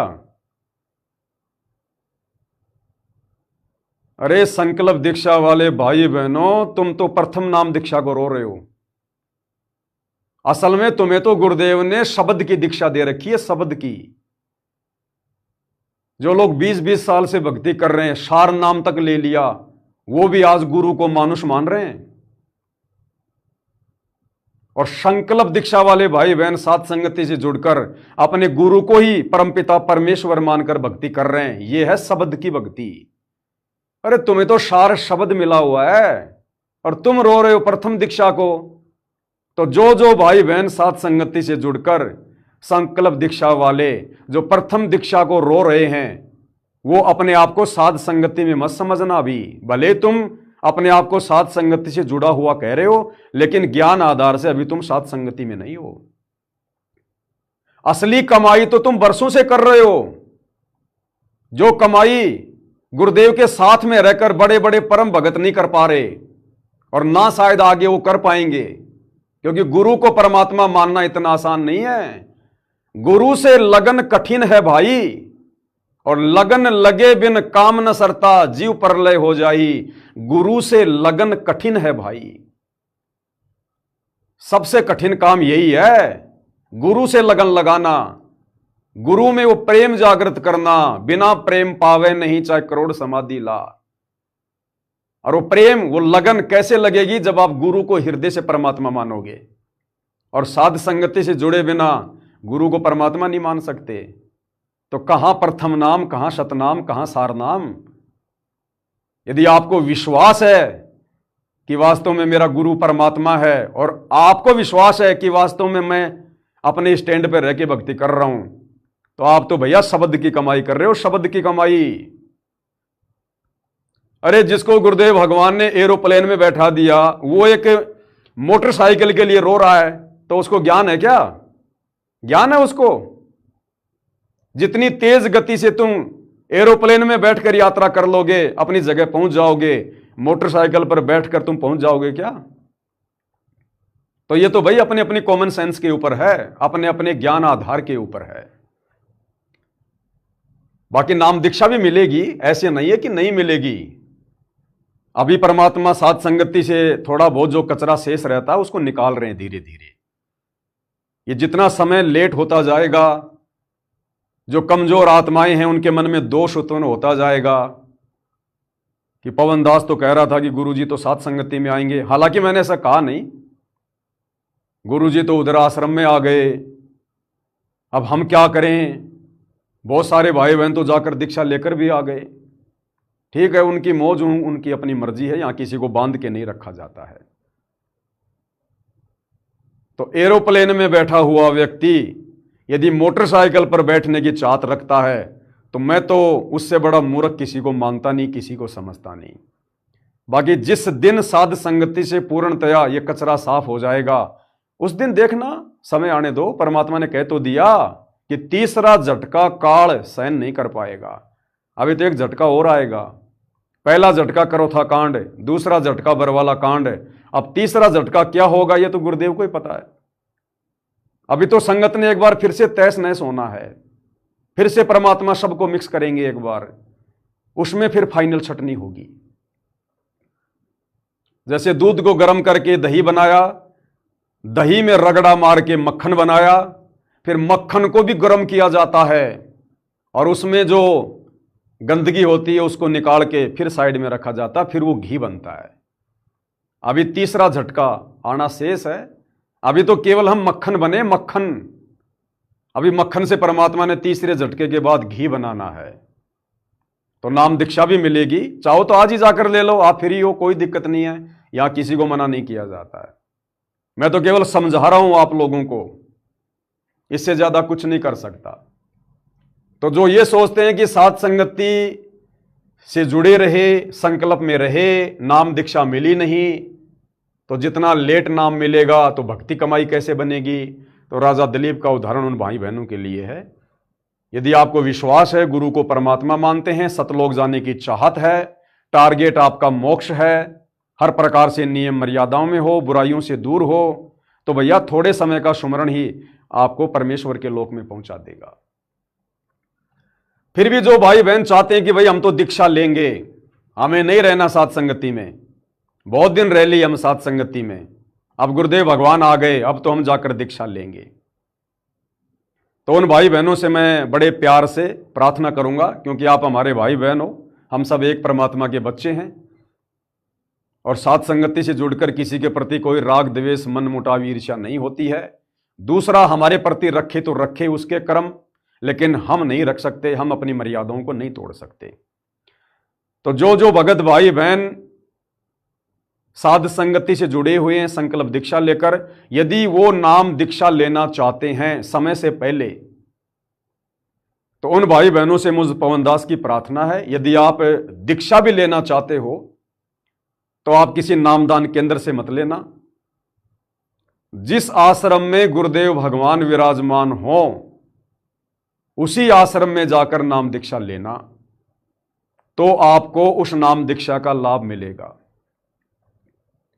क्योंकि बिना गुरुदेव भगवान के सिर पर हाथ रखे आपका नाम दान नहीं फलेगा, उस नाम से आपकी कमाई जमा नहीं होगी, संग्रहित नहीं होगी। मान लीजिए आप नेपाल से हैं, आपने नेपाल के किसी नामदान सेंटर से या नेपाल के सतलोक आश्रम में जाकर दीक्षा ले ली। अब दीक्षा तो आपने ले ली, अब दीक्षा लेने के बाद आपको आशीर्वाद तो लेना पड़ेगा गुरुदेव का, बिना आशीर्वाद के तो दीक्षा काम करेगी नहीं। फिर आप क्या करोगे, जहां गुरुदेव भगवान बैठे होंगे आपने उस आश्रम में जाना पड़ेगा, वहां जाकर गुरुदेव से आप आशीर्वाद प्राप्त करोगे। अरे जब नाम दीक्षा कहीं से भी लेकर आपने गुरुदेव का आशीर्वाद लेने के लिए गुरुदेव के पास जाना ही पड़ेगा, तो क्यों ना आप वहीं पे जाके दीक्षा ले लो जहां पर गुरुदेव भगवान बैठे हैं। थोड़ा बहुत तो काम करेगी वो दीक्षा, कुछ तो फायदा होगा आपको। तो अगर नाम दीक्षा भी किसी ने लेनी है तो मुझ पवन दास की पर्सनल राय है, आप किसी नाम दीक्षा केंद्र या किसी ऐसे आश्रम में जाकर दीक्षा ना लें जहां पर गुरुदेव भगवान साक्षात विराजमान ना हो। आप उसी जगह पर जाकर गुरुदेव भगवान से दीक्षा प्राप्त करो जहां पर साक्षात गुरुदेव भगवान विराजमान हैं, और नाम दीक्षा के बाद आशीर्वाद लेना मत भूलना, अन्यथा वो दीक्षा आपके काम नहीं करेगी, आपका जो कनेक्शन है वो गुरुदेव से जुड़ा हुआ नहीं माना जाएगा। तो नामदान लेना है तो सीधा धनाना आश्रम जाकर ही लेने में फायदा होगा, क्योंकि वर्तमान में गुरुदेव भगवान सतलोक आश्रम धनाना में बैठे हैं। यदि कल को गुरुदेव भगवान सतलोक आश्रम के किसी दूसरी ब्रांच में जाकर बैठ जाते हैं तो फिर धनाना जाने का कोई फायदा नहीं है। आपने उसी आश्रम में जाकर दीक्षा लेनी होगी जिस आश्रम में गुरुदेव भगवान विराजमान हो, क्योंकि आशीर्वाद बिना नाम काम नहीं करेगा। तो ये मुझ पवन दास की तरफ से एक पर्सनल ओपिनियन आप भगत भाई बहनों को जो संकल्प दीक्षा वाले दीक्षा लेना चाहते हैं। अब देखो, जो भगत भाई बहन संकल्प दीक्षा वाले दृढ़ हैं कि भाई हम अपने स्टैंड पर क्लियर हैं, हम साध संगति से जुड़े हैं, जो गुरुदेव भगवान का यथार्थ मार्ग है, मोक्ष मार्ग है, और हमने हमेशा गुरुदेव भगवान की मर्यादाओं में रहकर भक्ति क्रिया की है, और अभी तक गुरुदेव भगवान ने साध संगति का जिक्र नहीं किया, जिस कारण से अभी किसी भी आश्रम में जाकर दीक्षा लेना हमारे लिए जल्दबाजी होगी। हाँ, यदि जिक्र हो जाता, गुरुदेव कुछ कह देते कि भाई साध संगति गलत है, सही नहीं है, ये पवनदास वास्तव में गुरुद्रोही है, तब तो भाई और बहनों आप लोगों का उसी दिन साध संगति को छोड़कर गुरुदेव के चरणों में जाना बिल्कुल जायज था। लेकिन हमारी परिस्थितियां कुछ अलग हैं। कौन नहीं जाना चाहता अपने परमात्मा के पास, कौन जाकर दीक्षा नहीं लेना चाहता। किसको दीक्षा नहीं चाहिए? मुझे भी सार नाम चाहिए भाई, आपको भी प्रथम नाम चाहिए, सतनाम चाहिए, सार नाम चाहिए। लेकिन अभी परिस्थितियां हम भाई बहनों के विरुद्ध हैं। अभी परमात्मा खुद नहीं चाहते कि मेरे बच्चे अभी मेरे पास में आए। ये उनकी अपनी प्रोसीजर है। जितना दास को आइडिया था, दास ने आपको समझा दिया कि अभी गुरुदेव भगवान ने सात संगति से दूरी क्यों बना रखी है। अब एक बात बताओ भाई और बहनों, जिस प्रकार एक पपैया पक्षी होता है, गुरुदेव ने कई बार उदाहरण दिया। वो पपैया पक्षी क्या करता है? वो धरती के पानी को नहीं पीता है, चाहे कितना बढ़िया पानी हो, चाहे तालाब का हो, समुद्र का हो, कुएं का हो, मटके का हो, वो नहीं पीता। जब आसमान से बारिश होती है, स्वाति नक्षत्र के समय जो बारिश होती है, वो केवल उसी बारिश की बूंद का पानी पीता है। अन्यथा वो पपैया चाहे मर जाए प्यास के, वो पपैया धरती का जल नहीं पीता है। इसी प्रकार भाई और बहनों, यदि आप संकल्प वाले भाई बहनों ने दीक्षा भी लेनी है तो डायरेक्ट अपने गुरुदेव भगवान से जाकर दीक्षा लेना। मैं आज भी डीवीडी वाली नाम दीक्षा को कंप्लीट सही नहीं मानता गुरुदेव के विधान अनुसार। ठीक है, मैंने 2013 में डीवीडी से ही दीक्षा ली, लेकिन उस समय भाई और बहनों हमें समझाने वाला, हमें बताने वाला, गुरुदेव के विधान को बताने वाला कोई भगत नहीं था। हमें नहीं पता था उस समय कि परमेश्वर की क्या लीला चल रही है, लेकिन अब पता चल चुका है। तो यदि किसी भगत भाई ने अगर दीक्षा भी लेनी है तो डायरेक्ट अपने गुरुदेव भगवान से जाकर अर्ज करनी है। ऐसा नहीं कि आप सीधे आश्रम में चले गए और आपने कहा भैया दीक्षा कहाँ मिलती है, वो कहेंगे भैया उधर लगे कंप्यूटर ले लो जाकर डीवीडी से, और आप बैठ गए दीक्षा ले ली। नहीं, अगर आप संकल्प वाले भाई बहन अगर दीक्षा भी लेना चाहते हैं वर्तमान में जल्दबाजी करके, तो पहली बात तो वहीं जाना जहां पर गुरुदेव बैठे हैं, और वहां जाने के बाद अपने गुरुदेव भगवान से मिले बिना और अपने गुरुदेव भगवान से प्रार्थना किए बिना कि हे गुरुदेव भगवान, ये दास काफी लंबे समय से आप जी के प्रवचन सुन रहा है, ये परमेश्वर दास आपके ज्ञान से भली भांति परिचित हो गया है, अब मैं अपनी आत्मा के कल्याण के लिए आप जी से दीक्षा प्राप्त करना चाहता हूं। उसके बाद यदि गुरुजी आपको अपने मुख कमल से दीक्षा दें या गुरुदेव ये कहें कि बेटा जाकर वहां पर दीक्षा ले ले, वहां पर दीक्षा की व्यवस्था है, तो फिर वो डीवीडी वाली दीक्षा काम करेगी। आपने डायरेक्ट जाकर दीक्षा नहीं लेनी, पहले अपने गुरुदेव से मिलना है, प्रार्थना करनी है।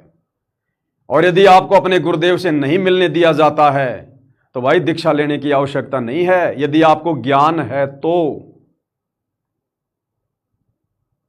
जिस प्रकार वो पपैया पक्षी वो स्वाति नक्षत्र की बूंद को ही पीता है, उस बारिश के जल को ही पीता है, धरती के जल को नहीं पीता। अब यदि कोई उस स्वाति नक्षत्र वाली बरसात के पानी को अगर कोई एक मटके में डाल दे और उसको उस पपैया पक्षी को कहे कि भाई देख, इस मटके में जो पानी है ना, ये स्वाति नक्षत्र वाला बरसात का पानी है, पी ले, बात एक ही है। आप विचार करो, क्या वो पपैया उस मटके के जल को पिएगा? भले वो बरसात वाला जल है, स्वाति नक्षत्र वाला, लेकिन वो पपैया उस जल को नहीं पिएगा जो मटके में डाला हुआ है। वो तो भैया जब आसमान से बारिश हो रही होगी उसी को पिएगा। इसी प्रकार जो भगत भाई बहन समझदार होंगे, जिनको ज्ञान समझ में आ गया होगा, वास्तव में आत्मा का कल्याण चाहते होंगे, वो तो डायरेक्ट दीक्षा अपने गुरुदेव भगवान से लेंगे। और यदि कोई आपको कहे कि देख भाई, जो मंत्र गुरुदेव भगवान देते हैं वही मंत्र तो इस डीवीडी में डाल रखे हैं, अरे देख वही गुरुजी की आवाज है, वही मंत्र हैं, डीवीडी से ले ले, तो डीवीडी समझो मटके का जल है और सतगुरुदेव भगवान समझो डायरेक्ट स्वाति नक्षत्र की बूंद है। तो समझदार को संकेत काफी, से ज्यादा दास नहीं समझा पाएगा। पपैया केवल स्वाति नक्षत्र का जल ही पीता है। यदि उस स्वाति नक्षत्र का जल कोई मटके में डाल दे तो वो पपैया नहीं पिएगा। तो नाम दीक्षा लेनी है तो डायरेक्ट अपने गुरुदेव से प्रार्थना करके उन्हीं से प्राप्त करें, या जैसा गुरुदेव फिर आदेश दें कि बेटा डीवीडी से ले ले तो लेना उचित होगा। और वैसे यदि किसी ने गुरुदेव के मंत्रों को उस मटके रूपी डीवीडी में डाल दिया है तो दास के ज्ञान आधार से तो वो दीक्षा भाई पूर्णतः अपना काम नहीं करेगी। और भाइयों और बहनों, डीवीडी से दीक्षा देने का आदेश, जैसा कि दास पिछले 11 वर्षों से आप भाई बहनों को भली भांति समझाता आ रहा है, अभी तक गुरुदेव भगवान ने किसी को दिया नहीं है। वो डीवीडी वाली दीक्षा गुरुदेव भगवान के सतलोक जाने के बाद की प्रोसीजर है। अभी तक गुरुदेव ने किसी को संगत में डीवीडी से उपदेश दिलवाने की आज्ञा या आदेश नहीं दिया है। और जब तक गुरुदेव भगवान किसी को आदेश नहीं देंगे, आज्ञा नहीं देंगे, तब तक उस व्यक्ति के द्वारा डीवीडी से प्राप्त दीक्षा अपना काम नहीं करेगी। आपके विश्वास के लिए आपको मैं कबीर सागर के सरलार्थ से एक बार फिर दिखा देता हूं। ये पवित्र पुस्तक है कबीर सागर का सरलार्थ, जिसके ऊपर वीडियो भी बन चुके हैं। ये सतगुरुदेव भगवान ने अपने कर कमल से सन 2012 में लिखी थी। और इस कबीर सागर के सरलार्थ का पेज नंबर 78 है, 78 पेज नंबर है। इसमें यहां से आप जी पढ़िएगा भाई और बहनों, गुरुदेव ने बिल्कुल सब कुछ क्लियर कर रखा है। कबीर वचन, परमेश्वर कबीर जी ने कहा कि मैंने तेरे पुत्र को दीक्षा देकर आगे दीक्षा देने का अधिकार दे दिया है। धर्मदास को कहा परमात्मा ने कि मैंने तेरे बेटे चूड़ामणि को दीक्षा देकर आगे नामदान देने का आदेश दे दिया है। लेकिन सतगुरु रामपाल जी ने अभी तक किसी भगत को डायरेक्ट नाम दीक्षा देने का या डीवीडी के माध्यम से नाम दीक्षा देने का कोई आदेश नहीं दिया है। यदि आगे आने वाले गुरु गद्दी वाले सत्य साधना त्याग कर काल साधना करेंगे तो फिर मेरा क्या दोष है? फिर मैं तो अपना कोई नाद शिष्य भेजूंगा जो मेरे पंथ को बढ़ाएगा, यथार्थ भक्ति मार्ग से भ्रमित जगत को सत्य भक्ति मार्ग दृढ़ करेगा। जब जब तेरे बिंद यानी वंश वालों को काल छलेगा तब मैं सहायता करूंगा। मैं नाद हंस यानी शिष्य परंपरा प्रकट करूंगा। नाद पुत्र यानी शिष्य रूपी पुत्र जो हमारा होगा उससे मेरे पंथ का प्रकाश होगा। हे धर्मदास, अपने वचन वंश को समझा दो, यानी चूड़ामणि को समझा दो कि वह सबको बताए कि कभी काल झटका दे जाए तो नाद वंश वाले से दीक्षा लेकर अपना मोक्ष करा ले। अब आगे गुरुदेव भगवान क्या कह रहे हैं, विशेष तौर पर समझा रहे हैं परमात्मा। ये उन भगत भाई बहनों के लिए है जो संकल्प दीक्षा में हैं और जो सतलोक आश्रमों में जाके नाम दीक्षा लेना चाहते हैं।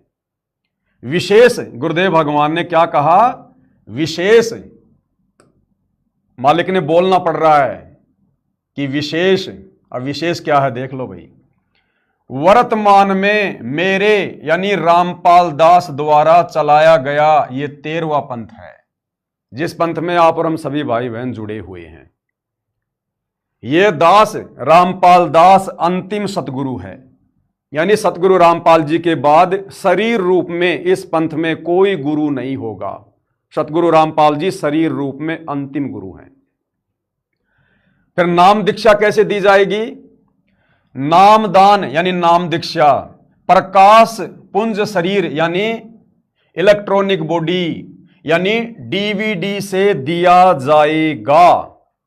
डीवीडी से दिया जाएगा। 2012 में पुस्तक लिखी गई है, जबकि डीवीडी से दीक्षा तो 2009 से दी जा रही है। तो गुरुदेव ने यह क्यों नहीं लिखा कि डीवीडी से दीक्षा दी जा रही है? 2012 में गुरुदेव कह रहे हैं कि आगे डीवीडी से दीक्षा दी जाएगी, अर्थात अभी तक किसी को कोई आदेश डीवीडी से दीक्षा दिलाने का सतगुरु रामपाल जी की तरफ से नहीं है। अब आगे देखो, सब कुछ क्लियर कर रखा गुरुदेव ने, कोई जरा भी भ्रमणा में ना रहे, सब कुछ क्लियर कर रखा है।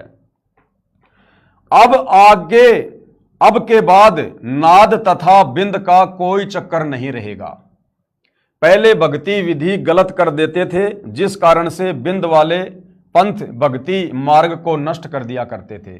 अब भक्ति विधि ठीक रहेगी तो साधकों का मोक्ष निश्चित है।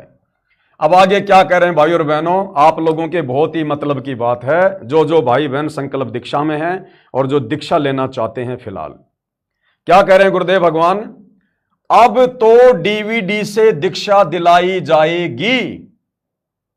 2012 में कह रहे हैं कि अब तो डीवीडी से दीक्षा दिलाई जाएगी, जबकि 2009 से डीवीडी से दीक्षा दी जा रही थी। फिर वो प्रोसीजर किसने शुरू कर रखी थी भाई? गुरु की प्रोसीजर तो नहीं हो सकती वो, क्योंकि गुरु तो 2012 में कह रहा है अब तो डीवीडी से दीक्षा दिलाई जाएगी। इसका मतलब अभी तक गुरुदेव के आदेश से दीक्षा वाला जो कार्य है डीवीडी वाला, वो उनकी आज्ञा अनुसार नहीं है। अब तो डीवीडी से दीक्षा दिलाई जाएगी। और आगे क्या कह रहे हैं, ध्यान से सुनना भाई और बहनों, बहुत मतलब की बात है। उसे वही दिलाएगा, यानी डीवीडी से दीक्षा कौन दिलाएगा? जिसको आदेश दिया जाएगा। जिसको आदेश दिया जाएगा वही डीवीडी से दीक्षा दिलाएगा। अब आप मुझ पवन दास को यह प्रमाणित कर दो, यह क्लियर कर दो, यह साबित कर दो कि सतगुरु रामपाल जी ने किस भगत को डीवीडी से दीक्षा दिलाने के लिए अधिकारी बनाया हुआ है। अगर बनाया होता तो गुरुदेव उसका नाम सार्वजनिक करते, ताकि किसी को कोई शंका ना होती। और यदि डीवीडी से दीक्षा दिलाने के लिए गुरुदेव किसी को अधिकारी बनाएंगे तो एक को बनाएंगे। भैया आज तो 700-800 नाम दीक्षा केंद्र हैं, और 700-800 नाम दीक्षा केंद्रों पर कई हजारों की संख्या में भगत भाई डीवीडी से नाम दीक्षा दिलवा रहे हैं, जबकि आदेश तो गुरुदेव ने किसी को दिया ही नहीं। सारे के सारे अनअधिकारी हैं। देखो ये प्रमाण आपकी आंखों के सामने पेश कर रहा हूं, अपनी तरफ से कुछ नहीं बोल रहा, ना मैंने पहले कभी बोला। हां, यदि आप लोगों को यह क्लियर हो जाए, आप गुरुदेव का कोई सत्संग ऐसा आपको मिल जाए, आप दिखा दें, किसी ऐसी पुस्तक में लिखा हो कि सतगुरु रामपाल जी ने अपने बेटे को, अपनी बेटी को, अपनी पत्नी को, अपने पोतों को या किसी भगत को गुरुदेव ने डीवीडी से दीक्षा दिलाने का आदेश दिया हुआ है, तो जाकर आप उस भगत से दीक्षा ले लो, फिर कोई दिक्कत नहीं है, आपका नाम काम करेगा। लेकिन अभी तक गुरुदेव भगवान ने किसी को आदेश नहीं दिया, और आदेश देंगे तभी तो लिखा है उसे वही दिलाएगा जिसको आदेश दिया जाएगा। और वो चाहे बिंद का हो, चाहे नाद का, वो चाहे गुरुदेव कह रहे हैं चाहे मेरे परिवार का हो, चाहे संगत का हो, वही दिलाएगा जिसको मैं आदेश दूंगा। तो मुझे तो यह बता दो कि गुरुदेव ने किसको आदेश दिया है। कल्याण नाम दीक्षा से होना है। पंथ तो अब कोई भी नष्ट नहीं कर सकेगा, क्योंकि स्वयं परमात्मा ने आकर पंथ चलाया है। कलयुग में सत्य साधना चलेगी, विश्व का कल्याण होगा। जो अहंकारी व काल प्रेरित हैं, अब ये संकेत कर रहे हैं परमात्मा अपने ही पंथ में, उनसे दीक्षा लेकर जो भगत अभी भी गुरु को मानुष मानते हैं, बार बार गलतियां करते हैं और परम भगत होने का दिखावा भी करते हैं, उन भक्तों पर गुरुदेव भगवान 24 घंटे जो उनके आसपास मंडराते हैं, उनके ऊपर गुरुदेव संकेत कर रहे हैं। जो अहंकारी व काल प्रेरित हैं, वे अपना कर्म खराब करते रहेंगे, काल के जाल में रह जाएंगे। दीक्षा लेकर भी वे अपनी महिमा बनाने के लिए मेरे ज्ञान व विधान में त्रुटि निकालकर अपने अज्ञान का परिचय देंगे। और पिछले 11 वर्षों से गुरु की गैर हाजिरी में गुरु के ज्ञान और गुरु के विधान में कमियां निकालकर, त्रुटियां निकालकर, गुरुदेव के तमाम भक्ति मर्यादाओं को छिन्न भिन्न करके किन किन भगत भाई बहनों ने मर्यादा तोड़ी है, कैसे कैसे कार्य किए हैं, ये भाई और बहनों दास ने सात संगति के माध्यम से हजारों वीडियो बना दिया, आप सबको पता है। ये उन्हीं के ऊपर संकेत है। क्या कह रहे हैं? वे अपनी महिमा बनाने के लिए मेरे ज्ञान व विधान में त्रुटि निकालकर अपने अज्ञान का परिचय देंगे। फिर क्या कह रहे हैं परमात्मा? साध संगति से जुड़ी आत्माओं के लिए क्या कह रहे हैं गुरुदेव भगवान? मालिक को पता था आगे चलकर ये सब कुछ होगा, तो आप और हम भगत भाई बहनों के लिए क्या कह रहे हैं मालिक? मेरे भगत ज्ञानवान हो चुके हैं, उनके काल जाल में नहीं आएंगे। तो 11 साल से हम साथ संगति से जुड़े भगत भाई बहन क्या उन भगत भाई बहनों के झांसे में आए? क्या उनके पीले पर्चों के चक्कर में आए? क्या उनके मनमानी तानाशाही फरमानों के चक्कर में आए? क्या हमने राजनीतिक रैलियों में चक्कर काटे? क्या हम परशुराम की जयंती पर गए? क्या हमने कोई भी मर्यादा तोड़ी? हम उनके काल जाल में नहीं फंसे। तो ये क्लियर है भाई और बहनों, या भाई बहनों को थोड़ा सा फिर से दिखाना जरूरी था कि अब तो डीवीडी से दीक्षा दिलाई जाएगी, उसे वही दिलाएगा जिसको आदेश दिया जाएगा, वो चाहे बिंद का हो या चाहे नाद का हो। तो जो भगत भाई बहन साध संगति से भी जुड़े हैं लेकिन पूरा उनको विश्वास नहीं है, और जो अभी भी वो समय आने से पहले जल्दबाजी में जाकर नाम दीक्षा लेना चाहते हैं, उन भगत भाई बहनों के लिए दास ने कबीर सागर का सरलार्थ पेज नंबर 78 दिखाया है। यह आपके पास भी होगा, वरना गूगल से पीडीएफ डाउनलोड कर लेना, ज्यों का त्यों लिखा हुआ है। तो अगर अपने गुरुदेव के अलावा अगर किसी और से डीवीडी से दीक्षा लेने जा रहे हो तो पहले यह पूछ लेना कि भैया तेरे को गुरुदेव ने अधिकारी बनाया है क्या? वो बोलेगा हाँ मेरे को आदेश दिया है, दिखा भाई आदेश कहां है। अगर नहीं दिखाता है तो गलती मत करना। अब भाई और बहनों, साध संगति क्या है आप भाई बहनों को अच्छे से बता रखा है, समझा रखा है।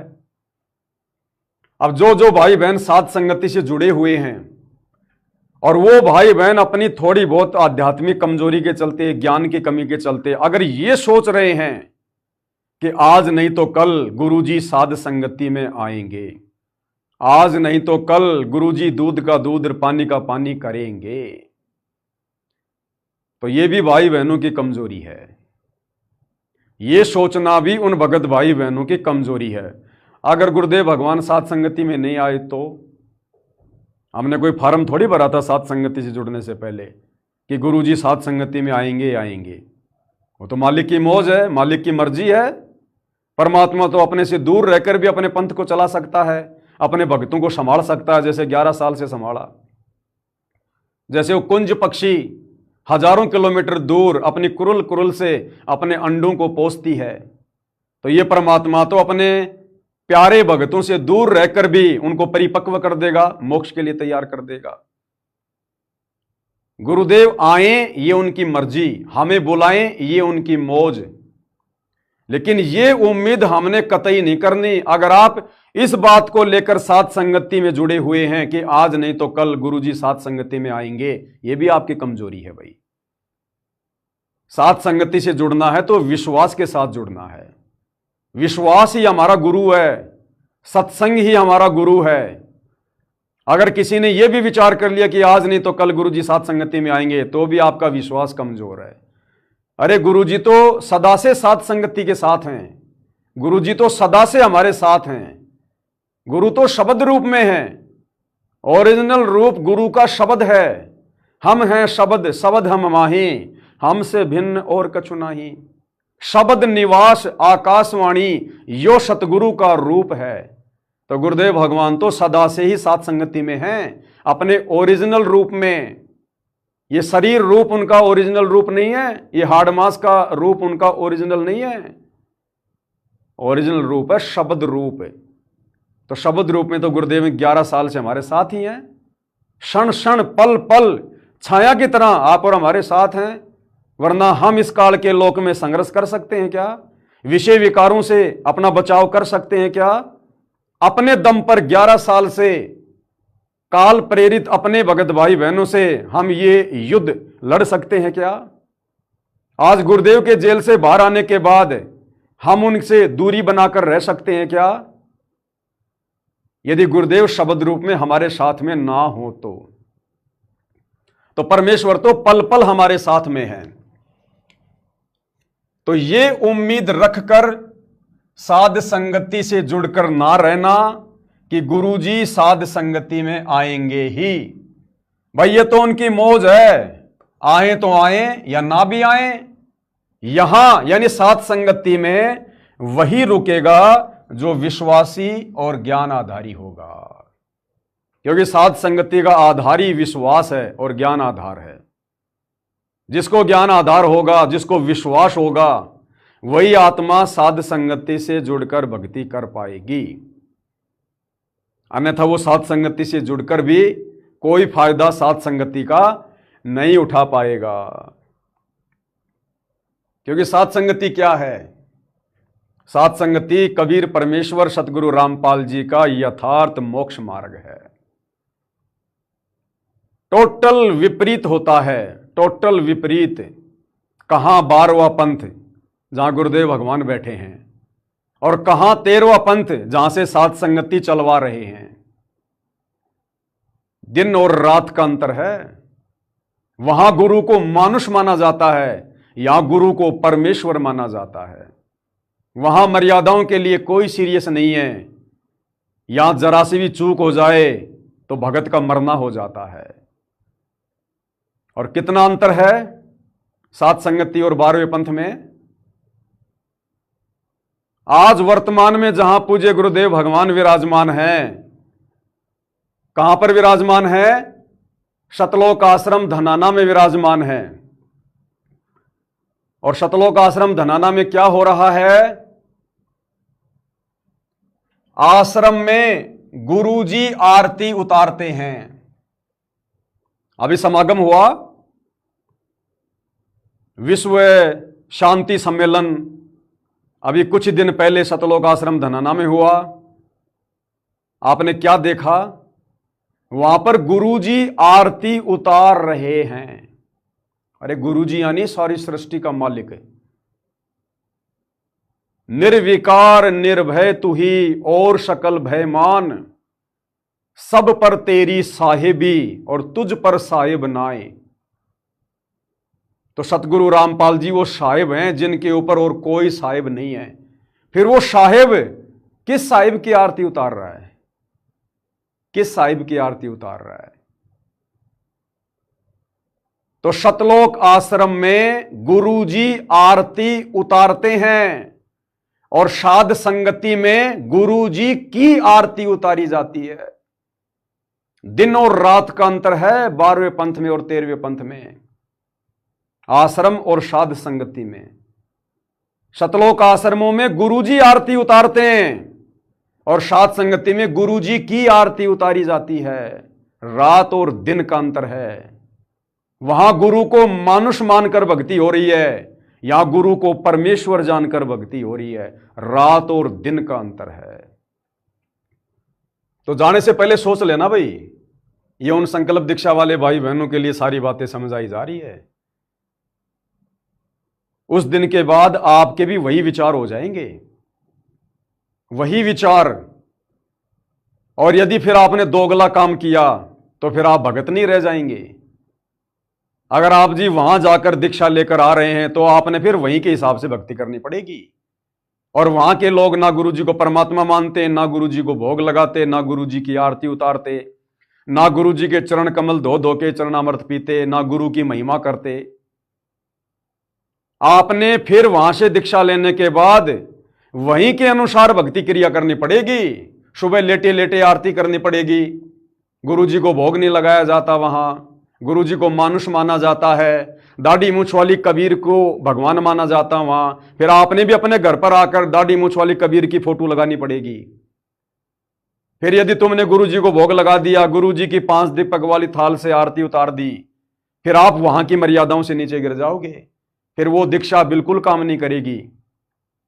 कहते हैं ना, जो जाकी शरणा बसै ताको ताकी लाज। तो यदि आप आश्रमों में जाकर 12वें पंथ वाली दीक्षा ले रहे हो तो आपने उस 12वें पंथ के अनुसार जो भगत भाई बहन गुरु को मानुष मानकर भक्ति कर रहे हैं, आपने फिर वही करना पड़ेगा। यदि फिर आपने चतुराई दिखाई कि मैं वहां से दीक्षा ले आता हूं, फिर वहां क्या करूंगा जाकर, फिर मैं साध संगति वाली क्रिया करूंगा, तो ये दोगला आचरण हो जाएगा, ये दोगला काम हो जाएगा। परमात्मा पसंद नहीं करेगा फिर। तो आश्रम में गुरुजी आरती उतारते हैं और साध संगति में गुरुजी की आरती उतारी जाती है। ये दिन और रात का अंतर है 11वें पंथ और 12वें पंथ और 13वें पंथ में। उसके बाद भाइयों और बहनों, गुरु को मानुष मानकर उनके हिसार जेल से बाहर आने के बाद वर्तमान में जिस प्रकार का खेल उन आश्रमों में चल रहा है वो आप जियों से छुपा हुआ नहीं है। दास सोशल मीडिया पर देखता है, गुरुदेव भगवान लोगों को आशीर्वाद देने आते हैं और गुरु जी का परिवार गुरुजी की पोतियां, गुरुजी के पोते और बड़े बड़े भगत अपने मोबाइल फोन निकाल निकाल के गुरुजी की फोटो खींचते हैं, सेल्फियां ले रहे हैं, हंस रहे हैं। जबकि गुरुदेव के सामने जाकर तो रोने के अलावा दूसरा कोई काम नहीं होना चाहिए। आंखों से आंसुओं की धारा बह निकलनी चाहिए। और वहां पर खिलखिलाते हुए मोबाइल निकाल के फोटोएं खींच रहे हैं, सेल्फियां ले रहे हैं। गुरु को मानुष पहले वो जगत वाले गुरुदेव के लिए गिफ्ट लेकर आते थे। कोई तलवार ला रहा है, कोई हनुमान जी का घोटा ला रहा है, कोई पगड़ी ला रहा है, कोई अन्नपूर्णा मुहिम का कोई बड़ा सा मकान बना के ला रहा है, कोई फोटो बना के ला रहा है। अब उनकी देखा देखी भक्तों ने भी, जिन्होंने नाम उपदेश ले लिया, वो भगत भी गुरुदेव के लिए कागज के खिलौने बना बना के ला रहे हैं। कोई दाढ़ी मूंछ वाले कबीर की कागज की फोटो बना के ला रहा है, कोई एक मकान सा बना के ला रहा है, कोई एक झोपड़ी बना के ला रहा है, गुरुदेव भगवान को दे रहे हैं। इन कागज के टुकड़ों से परमात्मा प्रसन्न नहीं होगा। इन टुकड़ों से परमात्मा प्रसन्न नहीं होगा। इतिहास भूल गए भाई बहन, भक्ति से धीरे धीरे दूर भाग रहे भाई बहन। गुरुदेव की वो कदर, वो इज्जत, वो सम्मान भाई बहनों के हृदय में नहीं रहा अब। इसीलिए तो गुरुदेव ने अब सीरियस लेना छोड़ दिया, सीरियस लेना छोड़ दिया। तुम्हारे कागज के टुकड़ों से वो मकान बना के ले जा रहे हो, झोपड़ी बना के ले जा रहे हो, कागज के कार्टून बना के ले जा रहे हो, गुरुजी प्रसन्न होंगे? परमात्मा ने बताया, सतगुरु को क्या दीजिए और देने को कुछ नहीं, सम्मन को साटा किया, सेऊ भेंट चढ़ाई। अरे 650 साल पहले सम्मन ने अपने हाथ से अपने इकलौते बेटे की गर्दन काट के सतगुरु की भेंट चढ़ाई थी। कागज का टुकड़ा नहीं दिया था, कोई कार्टून बना के नहीं दिया था, अपने इकलौते बेटे की गर्दन काट के सतगुरु के चरणों में चढ़ा दी उनकी इज्जत के लिए। उसके बावजूद भी सतगुरु प्रसन्न नहीं हुआ। अगर प्रसन्न हो जाता तो उसी जन्म में सम्मन का मोक्ष हो जाता। तुम्हारे कागज के टुकड़ों से परमात्मा प्रसन्न होगा? जिसने अपना बेटा काट के चढ़ा दिया उससे प्रसन्न नहीं हुआ।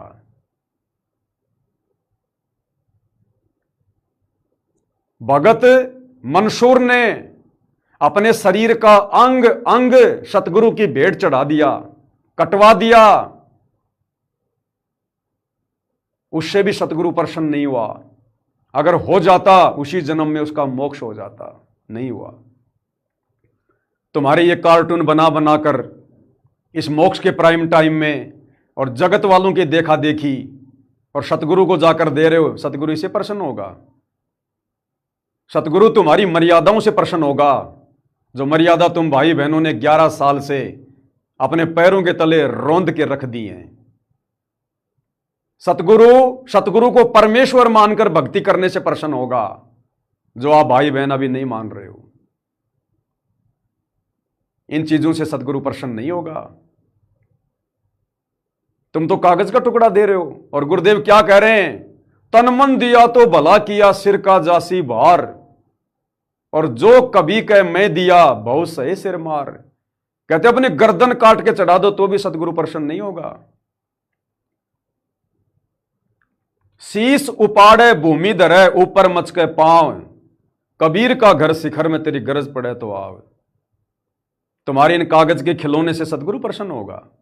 सतगुरु को तो पता है ना, वो तो अंतर्यामी है, आत्मा का आईना उनके सामने रहता है। भले ही परमात्मा जी लीला कर रहे हैं ये कहकर कि भाई तुमने नाम ले रखा है, तुमने नाम ले लिया, अंतर्यामी को तो सब पता है, फिर भी लीला एक आम संत की कर रहा है। मालिक की वाणी है, बिन ही रसना नाम चलत है, निर्वाणी से नेहा, गरीब दास भोडल में दीपक छानी नहीं सनेहा। जिस प्रकार किसी बल्ब के ऊपर कोई मोमजामा लगा दिया जाए, कोई ट्रांसपेरेंट कोई कागज लगा दिया जाए तो बल्ब की रोशनी छुपती नहीं है, उसी प्रकार भगत कितना मर्यादा में है, कितनी भक्ति है, यह सतगुरु से छुपा हुआ नहीं है। तो सतगुरु को तो सब पता है, वो खिलौने देने से प्रसन्न नहीं होगा, वो तो मर्यादा और भक्ति से प्रसन्न होगा। तो भाई और बहनों, मैं तो प्रार्थना कर सकता हूं, विनती कर सकता हूं, हालांकि मेरी बात कोई मानता नहीं, कोई सुनता नहीं, कोई ज़्यादा सीरियस नहीं लेता, क्योंकि हम गुरुद्रोही जो ठहरे, हम तो संगत से निष्कासित हैं, हमारे को तो हर प्रकार से बैन कर रखा है। फिर भी प्रार्थना करना जरूरी है, हमारा कर्तव्य बनता है भक्ति मार्ग से भटके हुए भगत भाई बहनों को समझाने के लिए। तो केवल विनती कर सकते हैं, प्रार्थना कर सकते हैं भाई। इससे ज्यादा कुछ कहेंगे तो अब हमारे लिए उचित नहीं होगा,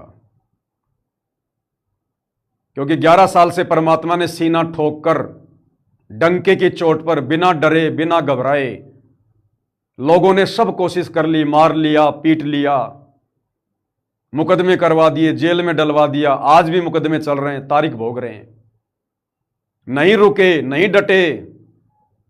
अब सतगुरुदेव भगवान जेल से बाहर आ गए तो फिर हमारी जिम्मेदारी खत्म हो जाती है, फिर हमारा बोलना, ज्यादा पसीने निकालना फिर थोड़ा शोभा नहीं देता, थोड़ा उचित नहीं लगता। इसलिए दास अब ज्यादा गहराई में जाकर बातें नहीं बताएगा, ना बता रहा है। जिसने जैसा बीज बोया है, अभी तीसरा झटका आना शेष है, वो परिणाम भी सामने आ जाएगा। तब तक साथ संगति से जुड़े भाई बहनों से मैं तो विनती कर सकता हूं, प्रार्थना कर सकता हूं, भाई अपने विश्वास को बना के रखो। वो तीसरा झटका आने में ज्यादा समय नहीं है। गुरुदेव ने क्लियर कर दिया कि आने वाले 4 साल के अंदर अंदर पूरी धरती पर आदि सनातन धर्म स्थापित कर दूंगा। तो साध वचन पलटे नहीं, चाहे पलट जाए ब्रह्मांड, तो होगा वो तो। और होगा कब? पूरी पृथ्वी पर आदि सनातन धर्म, यानी आदि सनातन धर्म का मतलब है जो ज्ञान, जो दीक्षा, जो मर्यादा सतगुरु रामपाल जी के पंथ में है वो पूरे विश्व में लागू हो जाएगी। तो वर्तमान में जिस प्रकार से दुनिया मौज मस्ती में जी रही है, भागादौड़ में जी रही है, इस हिसाब से तो आदि सनातन पंथ स्थापित नहीं हो सकता। तो उसके लिए क्या होगा? 4 साल के अंदर अंदर वो तीसरा झटका आएगा। उस तीसरे झटके में कुछ तो प्राकृतिक आपदा आएंगी, कुछ ये कृत्रिम आपदा आएंगी, युद्ध, महायुद्ध, वायरस वगैरह, कुछ अकाल, बाढ़, भूकंप, जो भी लड़ाई झगड़े जो भी है। तो जनसंख्या ज़्यादातर छट जाएगी, क्योंकि गुरुदेव ने भविष्य मल्लिका का समर्थन कर दिया और भविष्य मल्लिका में साफ साफ लिखा कि पूरे विश्व की जनसंख्या 64 करोड़ रह जाएगी। तो बस उतने लोग बचेंगे, और जो लोग बचेंगे फिर वो या तो ज्ञान से या फिर वो डर के मारे, दूसरा ऑप्शन बचेगा नहीं उनके पास सतगुरु रामपाल जी की शरण में आने के अलावा। तो ऑटोमेटिक ही फिर पूरे विश्व में आदि सनातन धर्म शुरू हो जाएगा। तो 4 साल है, ज्यादा समय नहीं है। जहां आपने 10 साल इंतजार किया, 4 साल कोई ज्यादा नहीं है। और 4 साल भी बहुत ज्यादा है। दीक्षा तो परमात्मा उससे पहले दे देंगे, साथ संगति का खुलासा तो उससे पहले ही हो जाएगा। तब तक आप जी धैर्य धारण कर सकते हो। तो भाई आपकी अपनी मौज, आपकी अपनी मर्जी, मैं तो ज्यादा दबाव दूंगा नहीं। भले अभी और इसी समय जाओ और दीक्षा ले लो, मेरा तो कोई नुकसान नहीं है। और दीक्षा लेने में कोई आपका भी नुकसान नहीं है। भाई दीक्षा लोगे तो मंत्र जाप करोगे, भक्ति कमाई बनेगी आपकी। मैं तो मना नहीं करूंगा, ना मैंने पहले किया। तो कुछ एक भगत भाई बहनों के इस प्रकार के मैसेज आ रहे थे, दास को खुलकर नहीं कह पा रहे थे, एक दूसरे के माध्यम से कह रहे थे। नेपाल से भी बहुत सारे भाई बहनों की शंका थी, कमला बहन ने दास को बताया। इंडिया से भी बहुत सारे भाई बहनों की शंका थी, हो सकता वो कह ना पा रहे हों। तो अंदर ही अंदर नहीं घुटना चाहिए भगत ने, ये स्वतंत्र मार्ग है। छल कपट यहां चलेगा नहीं। धोखाधड़ी तुम पवन दास के साथ तो कर सकते हो, लेकिन भगवान के साथ तो नहीं कर सकते, वो तो अंतर्यामी है। तो भाई आप जाकर दीक्षा ले सकते हो। अगर जाकर दीक्षा ले सकते हो तो मैंने आपको समझा दिया है, डायरेक्ट अपने गुरुदेव भगवान से पहले प्रार्थना करना। अरे जब जगत वाले लोगों को, जिन्होंने नाम दीक्षा नहीं ली, यदि उनको गुरुदेव से मिलने दिया जा रहा है तो आप लोगों को क्यों नहीं मिलने दिया जाएगा? आप जगत वाले बन के जाओ। और फिर भी आपको रोकें तो बोलो भैया ये बड़े बड़े नेता आ रहे, इन्होंने कौन सी दीक्षा ले ली? इसका मतलब इन आश्रमों में तो फिर दोगलाचरण हो रहा है।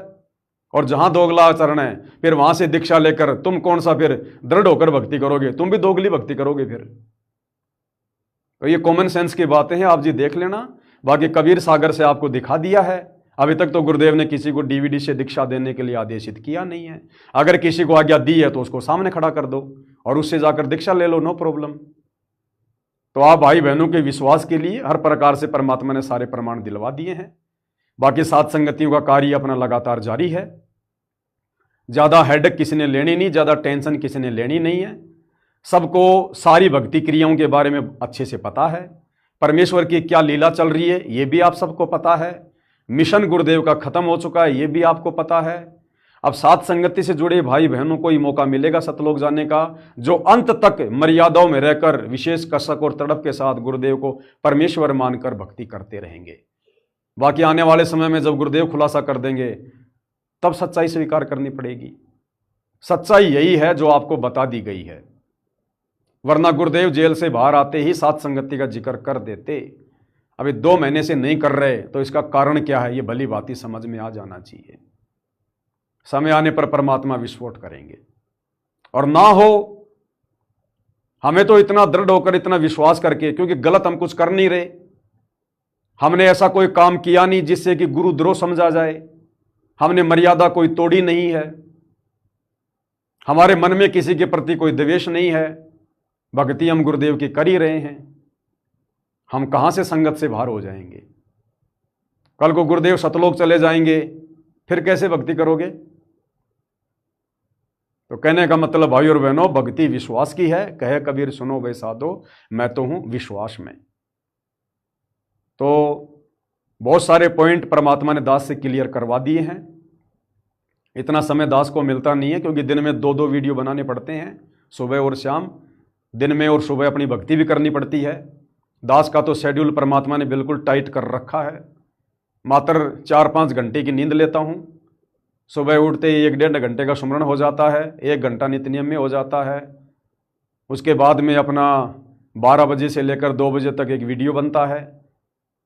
फिर शाम को संध्या आरती के बाद 8 से 10-11 बजे तक वीडियो बनता है। बीच में लाइव भी चलता रहता है। दोपहर का समय होता है, घर पर बैठकर अपनी 1-1.5 घंटा परमात्मा का सुमरण कर लेते हैं। कोई विशेष सेवा होती है तो दास कहीं बाहर जा पाता है, अन्यथा दास का तो परमात्मा ने शेड्यूल बिल्कुल टाइट कर रखा है। बकवाद के लिए, खरपतवार के लिए 1 सेकंड का भी समय नहीं है। और हम सबका कर रखा परमात्मा ने, सबका कर रखा है यदि कोई भक्ति करना चाहे तो। और ये विशेष मौका परमात्मा ने आप और हमारे ऊपर एक विशेष रहम के माध्यम से फरमा रखा है। आप और हमें भक्ति से फुर्सत नहीं और दुनिया को बेगार से फुर्सत नहीं। दुनिया को बेगार से फुर्सत नहीं। कोई गौशाला बनाने में लग रहा है, कोई धर्मशाला बनाने में लग रहा है, कोई स्टेडियम बनाने में लग रहा है, कोई मोटर पाइप बांटने में बिजी है। ना कभी उनकी ढंग से आरती होती, ना कभी वो सुमरण करते पूरे, ना कभी वो सत्संग सुनते, ना कोई ज्ञान चर्चा होती। और आप और हमें 24 घंटे परमात्मा ने टाइट कर रखा है। क्यों? क्योंकि परमेश्वर ने साध संगति से ही अपने हीरे मोती लालों की छटनी करनी है। तो जिनको माता पिता बड़ा अफसर बनाना चाहता है, बड़ा अधिकारी बनाना चाहता है, उसे माता पिता पढ़ाता भी है और उसका खर्चा भी उठाता है। और जिस बच्चे को माता पिता ने नहीं पढ़ाना होता उसको खेतों में मजदूरी पे लगा देता है। तो भाई और बहनों, समझदार को संकेत ही काफी है। बाकी पवित्र पुस्तक ज्ञान गंगा के ऊपर वीडियो बनाने की श्रृंखला जारी है। अभी 8-9 वीडियो और बाकी हैं। उसके बाद 21 जून 2026 से कबीर बड़ाया कृष्ण इस पुस्तक के ऊपर वीडियो बनने शुरू हो जाएंगे। आगे परमात्मा जैसी जैसी दास को आज्ञा देते रहेंगे, सेवा फरमाते रहेंगे। दास तो परमात्मा का भिखारी है, कुत्ता है, परमात्मा से रो रो के भीख मांगता है। तब कहीं जाकर परमात्मा सेवा का टुकड़ा डालते हैं दास को, ताकि दास की भक्ति बनी रहे, दास भक्ति मार्ग पर टिका रहे। वरना खाली दिमाग शैतान का घर, कब क्या बकवाद कर दे यहाँ किसी का कोई भरोसा नहीं है। तो भाइयों और बहनों, परमेश्वर के चरणों में लगे रहो, दृढ़ता के साथ में बने रहो। परमात्मा है तो सब कुछ है। और जिस दिन परमात्मा का पंजा सिर से हट गया, जैसे लाखों भगत भाई बहनों के सिर से हट चुका है, वो आज देख लो किस प्रकार से बेगार करने में व्यस्त हैं। तो इतना कहूँगा, इससे ज़्यादा कहने को कुछ नहीं है। आगे परमात्मा प्रेरणा करेंगे, संदेश से देते रहूँगा। तब तक गुरुदेव भगवान हम सबको आज्ञा दें, आशीर्वाद दें, सद्बुद्धि दें, हमारा मार्गदर्शन करें, हमें भ्रमने भटकने से बचाएं। बंदी छोड़ सतगुरु रामपाल जी परमेश्वर जी की जय हो।